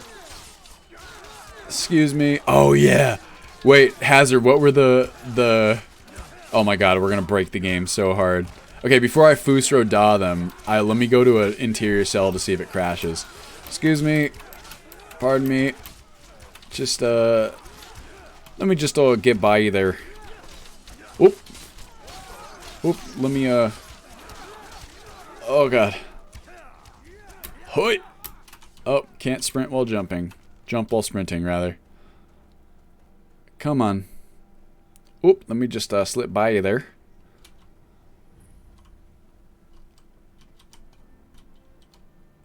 Oh, cow flop farmhouse? What the fuck? Unlock. Let's see. Thank you. Wow. Feels so smooth in here comparatively. Weird. Who would have thought? Thank you.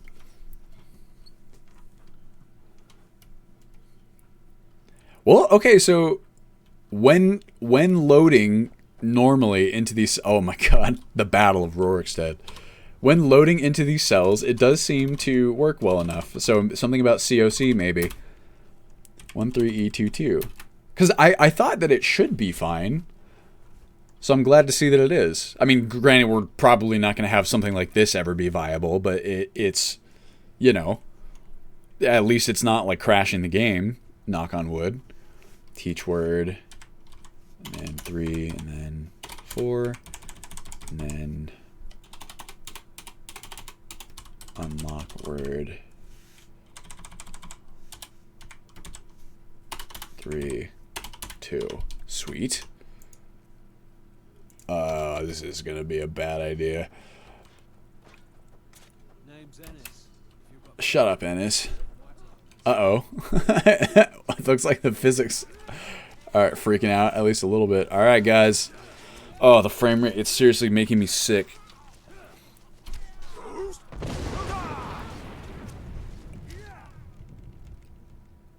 Yeah, I think that broke it. Like this. Guys, I don't think it worked. Or rather, it just worked so well that we've chimmed. I think that's the explanation. I just joined. What kind of mod are you testing at the moment? Not really any particular... We're kind of pushing the limits of what's possible in Special Edition, you could say, Raven. Could recover. This is Special Edition we're talking about. Alright, we'll give it a second. This frame rate, welcome to my world. Of course, console commands are lore friendly because chim. It's true. Dragon Break, chim, zero sum, bleh. Coda.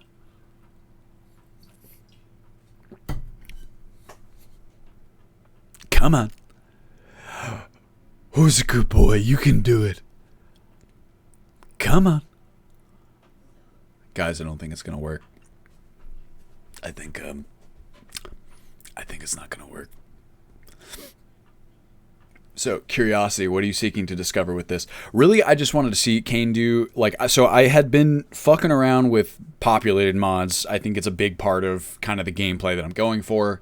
I also plan to, at some point, dabble with Skyrim organic factions. The extended organic factions AI framework, which I think is really, really cool. So I'm kind of just trying to see. I mean, I wouldn't ever implement something that results in these like 300 on 300 battles, as cool as that would be, because I think it's just a bit beyond the scope of Skyrim.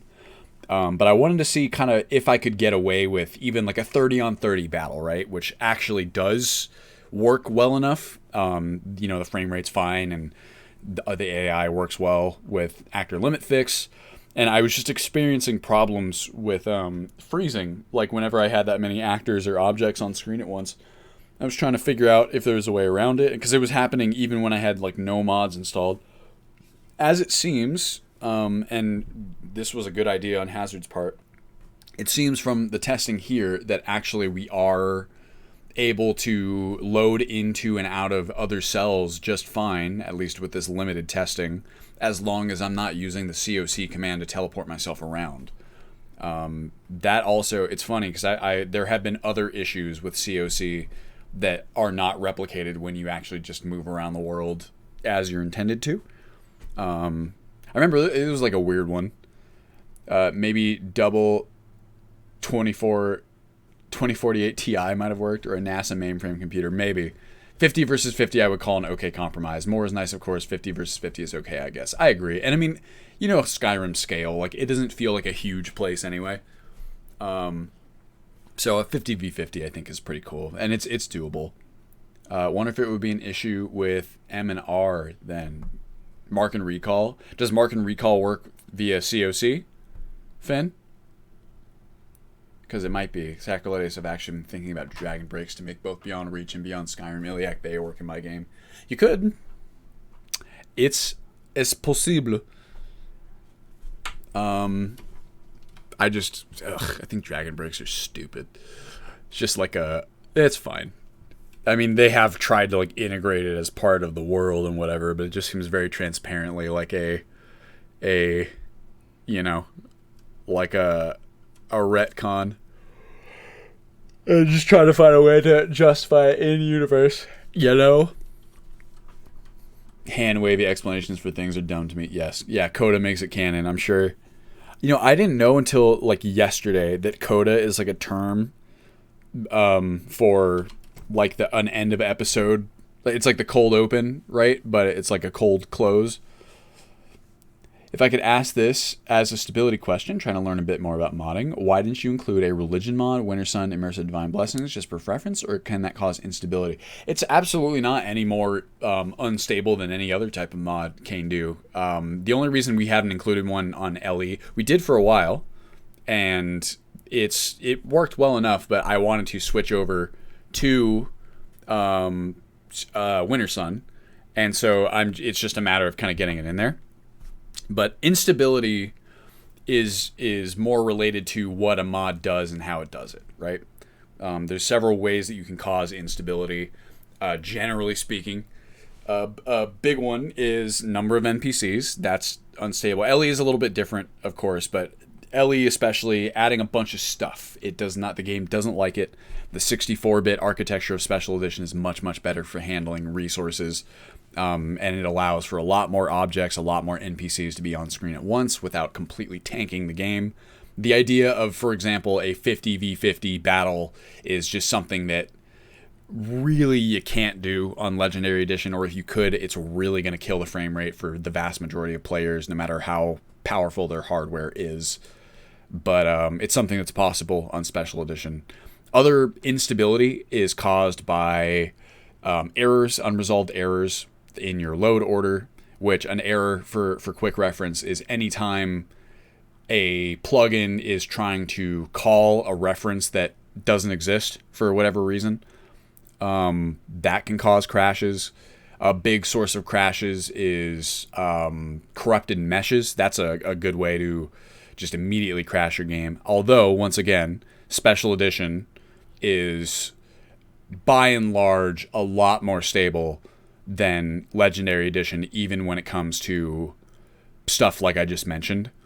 There are a lot of instances where Legendary Edition will encounter something like one of those instances and just immediately crash because it doesn't know what to do with it.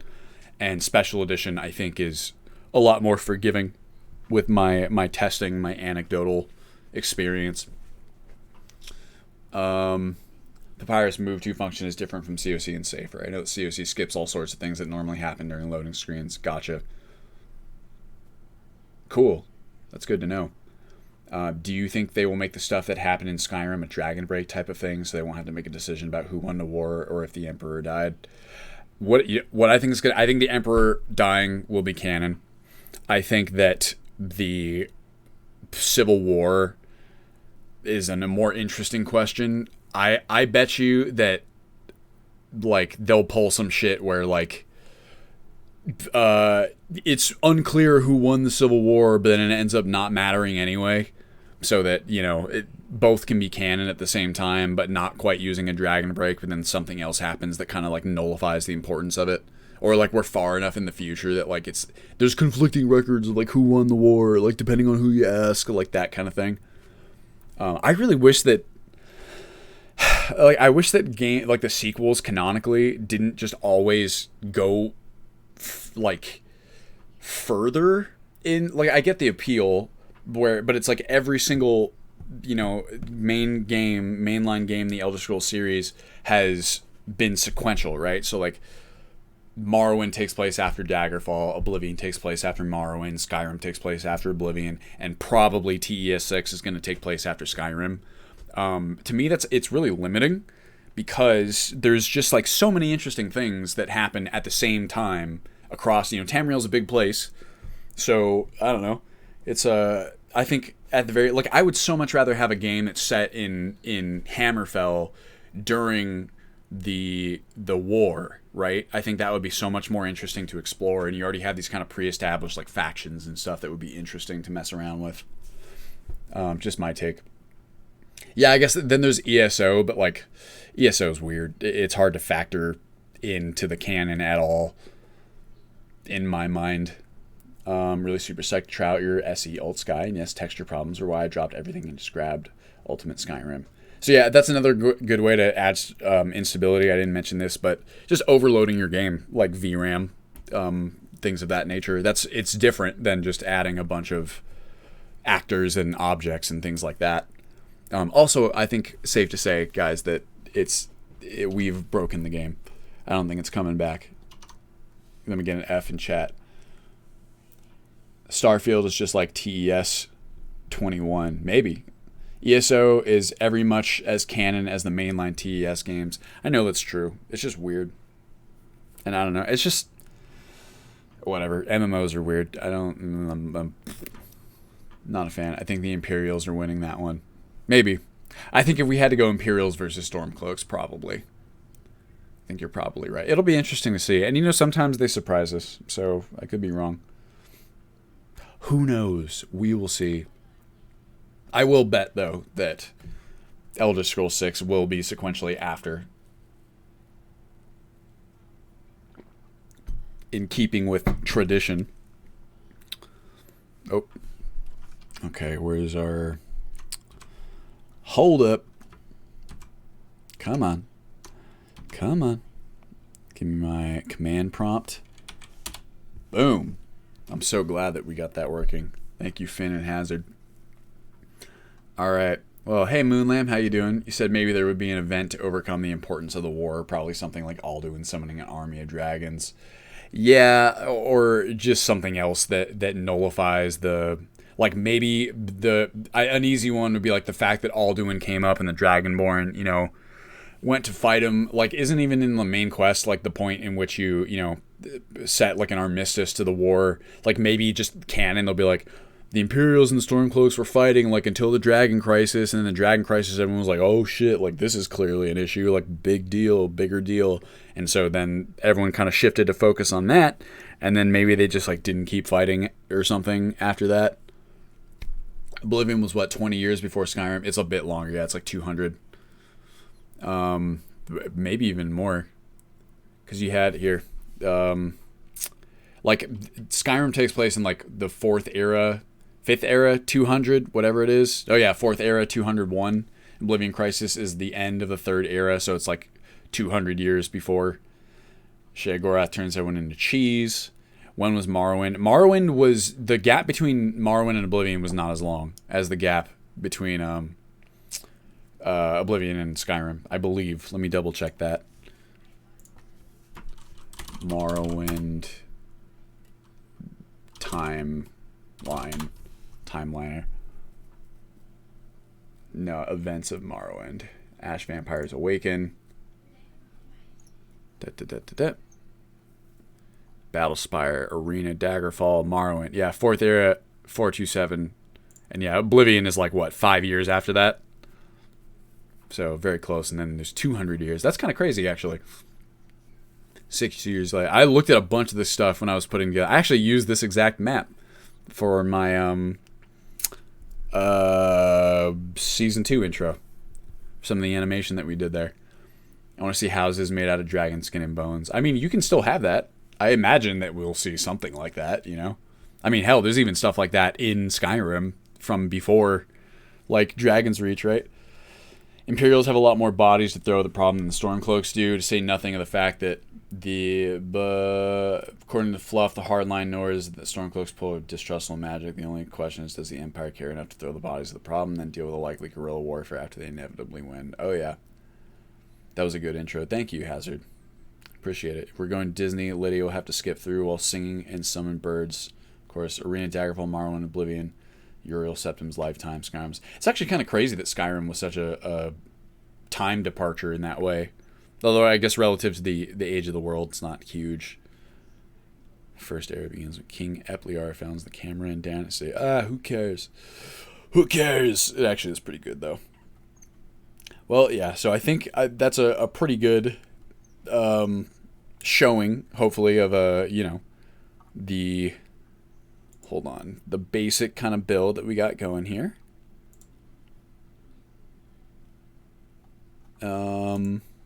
Is there anything else you guys would like to see? Otherwise, I need to go and eat as well, and I might be doing a spotlight for Liz's work today. This is kind of funny.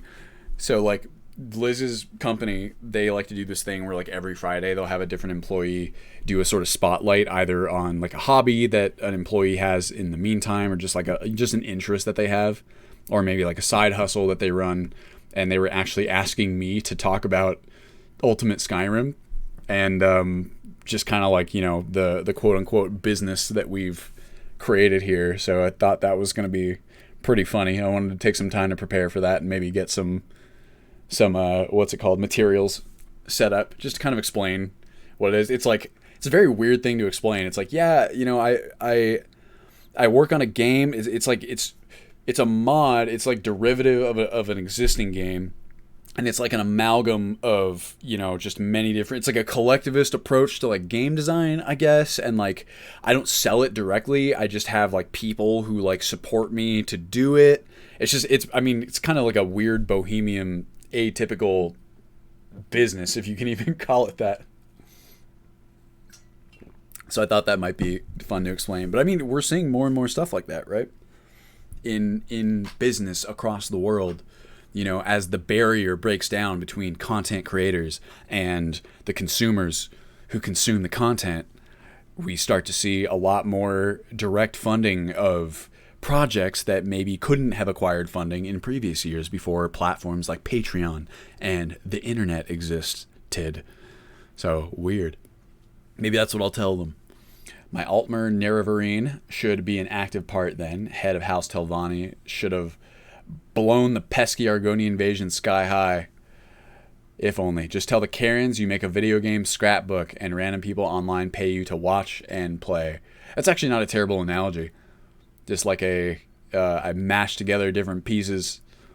And yeah, and then the people, you guys are, it's funny, like, it's always interesting figuring out who's interested in what, you know, because I have like some people who operate in the community who are like only interested in playing the games themselves and don't really have much interest in the video content.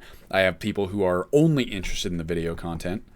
And I'm hoping for those people I'll be able to deliver a lot more fun stuff like tutorials and behind the scenes. What was it? The UltSky Let's Play and the UltSky Pocket Guide, like tutorials and tips and stuff. And then UltSky behind the scenes for mod highlights and like maybe modder interviews and stuff like that. Tutorials will be a big one, Kane do.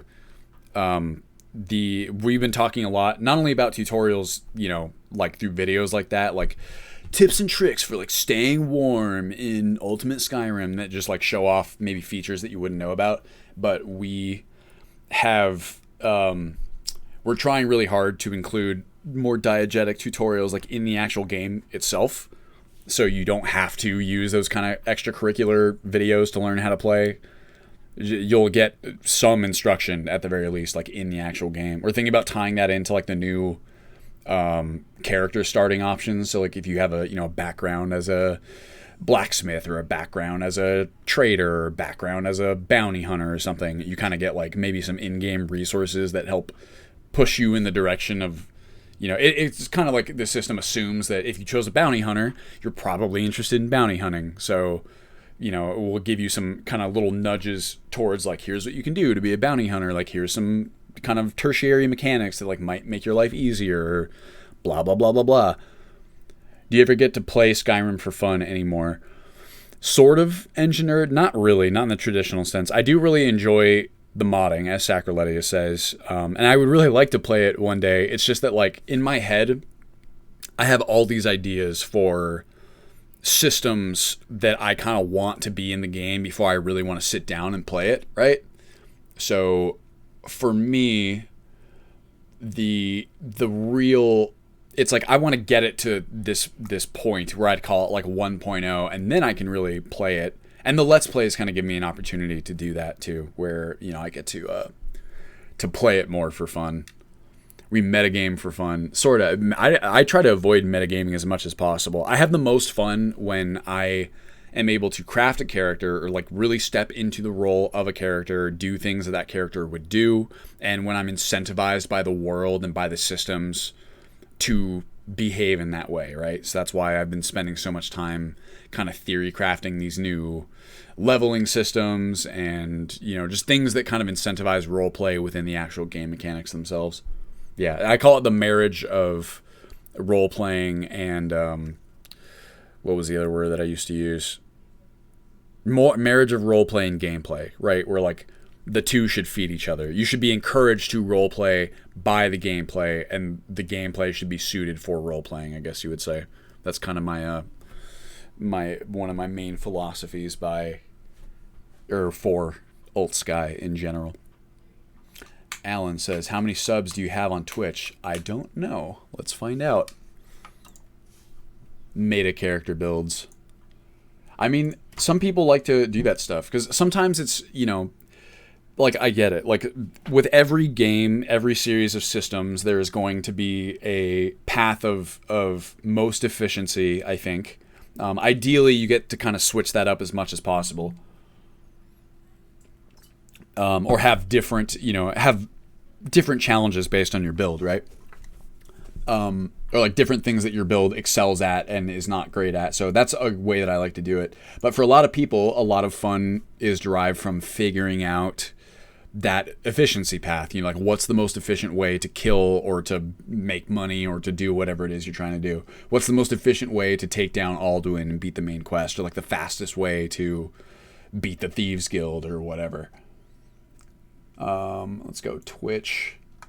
Let me see my dashboard.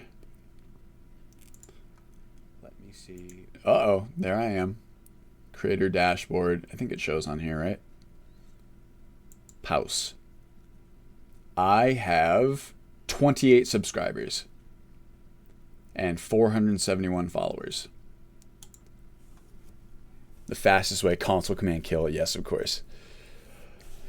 RP underpowered character builds. Sure. I mean, for me, the number one goal is just, and I've said this like a million times, I'm just trying to create a world, Like, I'm creating a world where whoa, what was that? Alan, thank you for the subscribe. Much appreciated, my friend.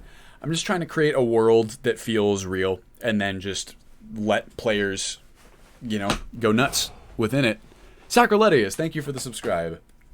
Oh my god, Kane Do, thank you for the sub gift. I just noticed that's how that worked.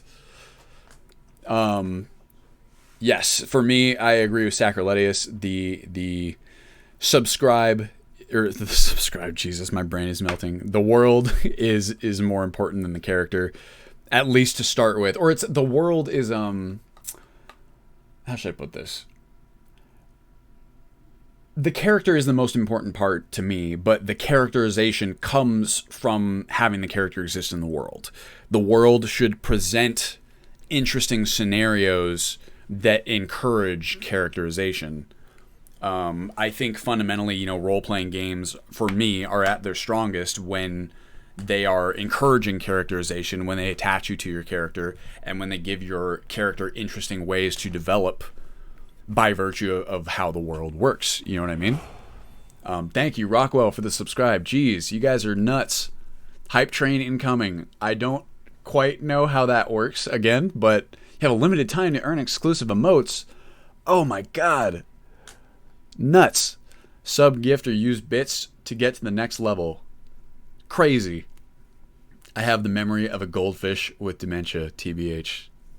I mean, you and me both. I'm kind of like a golden retriever. Or like, my memory is okay, but what is occupying my attention at any given time is very sporadic and can be shifted quite easily, as you guys have probably found through my streams and through the Let's Plays. I'm actually, that's what is part of my video ideas, right? Once we have like a playable build out, what I would really like to do is have like 2 streams a week, maybe. I really like this idea of having like 1 stream a week for development updates and then having another stream for gameplay. Maybe about 2 hours, maybe 3 hours each, depending on how much time I have. Just because that way, I think I've rewatched some of the episodes from season 1 and season 2 as well, and I have this kind of tendency to, when I only have one opportunity to hang out with the community, like per week, we'll say, which is historically how it's been, I tend to mix in, you know, like in gameplay streams, I'll be talking about development, and in development streams, I'll be talking about gameplay. So I thought it would be kind of helpful. I'm sure there's always going to be at least a little bit of bleed through like that, since I am, you know, the developer. But when you have a stream for gameplay and a stream for development updates, I feel like it's easier to compartmentalize that stuff for the people who are kind of interested in one or the other, if that makes sense. How do you still enjoy the game when performance is the biggest issue for Skyrim? Well, it kind of isn't anymore, you know, on Special Edition. It's a lot, like, you can, you know, crank it up to where you're really losing frames and stuff like that, but Special Edition has really been a godsend for that, because it kind of improves performance so much that you don't have to think about it as much, and you can just sit and enjoy the game. You know that stability, I mean, even on Legendary Edition, I'm pretty proud of the stability that we've achieved. I think that Legendary Edition is an extremely stable way to experience Skyrim, UltSky. So just, you know, you spend less time worrying about frame rates and crashing, and more time just kind of getting to experience the world and play the game. This one can jar your heart. Can a goldfish even get dementia? I don't know. I can't say. Well, with that, I think that that's pretty much everything I wanted to show off. Once again, if there's anything else you guys kind of want to see about the initial build, I can show it off. You can see what it looks like a little bit. Otherwise, I'll probably be signing off. I'll find someone to raid. I'm very impressed with your LE UltSky. TBH, I was even able to add my stuff to it. It's still perfectly stable. Hell yeah, can do. I'm really glad. Just, you know, it's just all about those best practices and cleaning up errors and getting rid of things that cause instability. Just notice channel points. Whatever do they do? 3,360 and counting. I think I can give you different ways to spend them. Plot.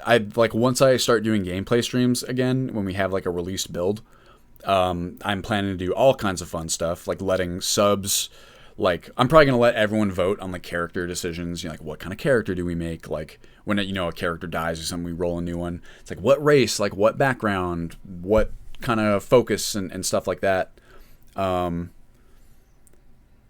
Okay, so I have a... Well, let me finish this thought first. So, probably the points will factor in. Thank you, Engineer, for the subscribe. You guys are nuts. Oh, my God, 100% tier 1 sub thing. I don't know what happens now. Hype train tier 1.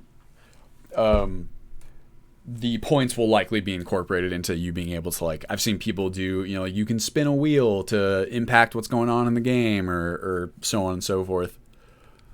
So stuff like that, I'm sure. What was the other? Oh yeah, so right, kind of like where I had my monitor set up, I could just see redeem 100k points for bleaching Dylan's, and I couldn't see what the next word was gonna be. I was like, whoa, Yeah, I will bleach my hair. That would be fun, right? And then I'm a true streamer. I love Wildy's wheel idea. Yeah, so I've seen that on his stream. I've seen it on Balian's and also Ring Comics. I thought that was a fun idea. Just little ways for you guys to like interact, you know, and like for the polls, like subscribers get double the points and stuff like that. So we'll see. I actually plan on introducing, once we launch like Ultimate Skyrim merch and things like that, and I trying to transition my membership quote unquote program from like Patreon over to my own website. I was planning on doing like a similar point system where you can like earn. It's kind of like you guys have it's how every point system works. But like the Nintendo Switch eShop, right? Like when you purchase a game and then you get little like extra points that you can spend on like merch or whatever. I want to do a similar thing where if someone buys like a T-shirt or something, they get like additional points. Or you can buy points directly if you want to, because I also wanted to have like a leaderboard, kind of like how Twitch has for bits. Liz came up with this idea because we were trying to find like the best way to display people's names like in the videos and in game, you know, having like our little spot that people can see their names if their patrons show up in game, which I really like. And we thought a leaderboard would be a really cool way to do that, because then you could just see exactly where your name was and like how many points does this get? Your points are almost like an abstraction of how much you supported the Ultimate Skyrim project. So you know, I thought that would be a cool idea. Liz comes up with all these cool ideas for like the business side of things, which I'm not as good at. I would easily say I kind of think more creatively for like the game experience, but when it comes to like managing the business and like even the project management and stuff, it's like not my forte at all. We can totally do shirts of those emotes. I plan on doing pins and stickers a lot because those are what I personally like. I really like pins and stickers and having that kind of stuff. And like a lot of my favorite, you know, YouTubers and content creators have pins, enamel pins that I really like. So I thought that would be a cool one. And we can do all kinds of stuff with that. We can do the new logo. We can do the emojis, have my face on there, turn it into a shirt or a pin or a whatever it is, and just let people get whatever they want. And that way it stays simple too. So like, yeah, exactly. Like plot gamification can be tiresome. So I don't want it to be like some sort of excessive thing. It's just like you get points. You know what I mean? Like anything you do that contributes to the project, you get points. And the points just show up on a leaderboard. I thought that was nice and simple and easy to understand. And you can use the points, of course, to get yourself merch or like whatever the hell you want. Thanks for stopping by, Can-Do. Really appreciate it. And then I think it would work, of course, where it's like if you spend the points, you know, on getting like a T-shirt or something, then you're on the leaderboard. It would show like the points that you've earned cumulatively, not like if you spend the points, then like you get lower on the leaderboard, because that would suck. It's just like that's whole idea is just adding like a very slight incentive for people who are helping out the project. Just simple leaderboard. But with that, I think I'm going to go ahead and end this stream. Thank you guys for hanging out with me, as always. Let's see if we can find somebody to raid here on Twitch. Who's it going to be? Connor gifted 5 subs. Jesus. Thank you very much, guys. You guys are nuts. Uh-oh, I'm hearing myself echo.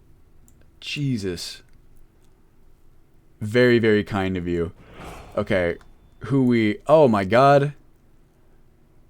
Jeez, I have enough sub points for a 4th emote. Hey, guys, we did it. Holy shit. You guys are killing it. That is, how come it's not showing? JC, thank you for the sub. How come it's not showing the gifted subs as the latest sub? That totally should. I need to, or maybe it will in a second. Oh, because, wait, no, Streamlabs is up.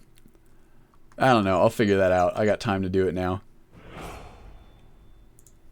Jeez, Creaty, Chameleon subs. You guys are nuts. Thank you. I suggest dropping one of the tier 2, 3 ones down to tier 1. Okay, will do. I'll consult you about it, Alan, because you're the expert for sure. Think you should look up on the theory behind social credit. What's the deal there, plot? Also, let me see. I make to memes. I think it might be showing who the gifted subs went to as opposed to my gift.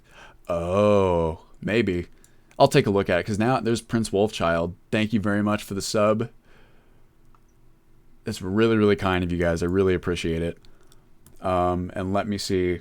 Do me a favor, Plot. Shoot me a message of what you're talking about on Discord, and I'll take a look at it. And as of right now, who should we... Oh, Zero Period Productions. Let's go ahead and give him a raid. If you guys don't know Zero Period Productions, very cool content creator. Oh, gosh. Skittles ad. All right, here we go. Raid. Zero Period Productions. I think that's correct. Hell yeah. Guys, look. We're learning how to Twitch stream. Oh, shit. Ready to raid. Thank you guys for joining me. As always, I really appreciate it. And I will see you next week at the same time. All right, here we go. Goodbye, everyone.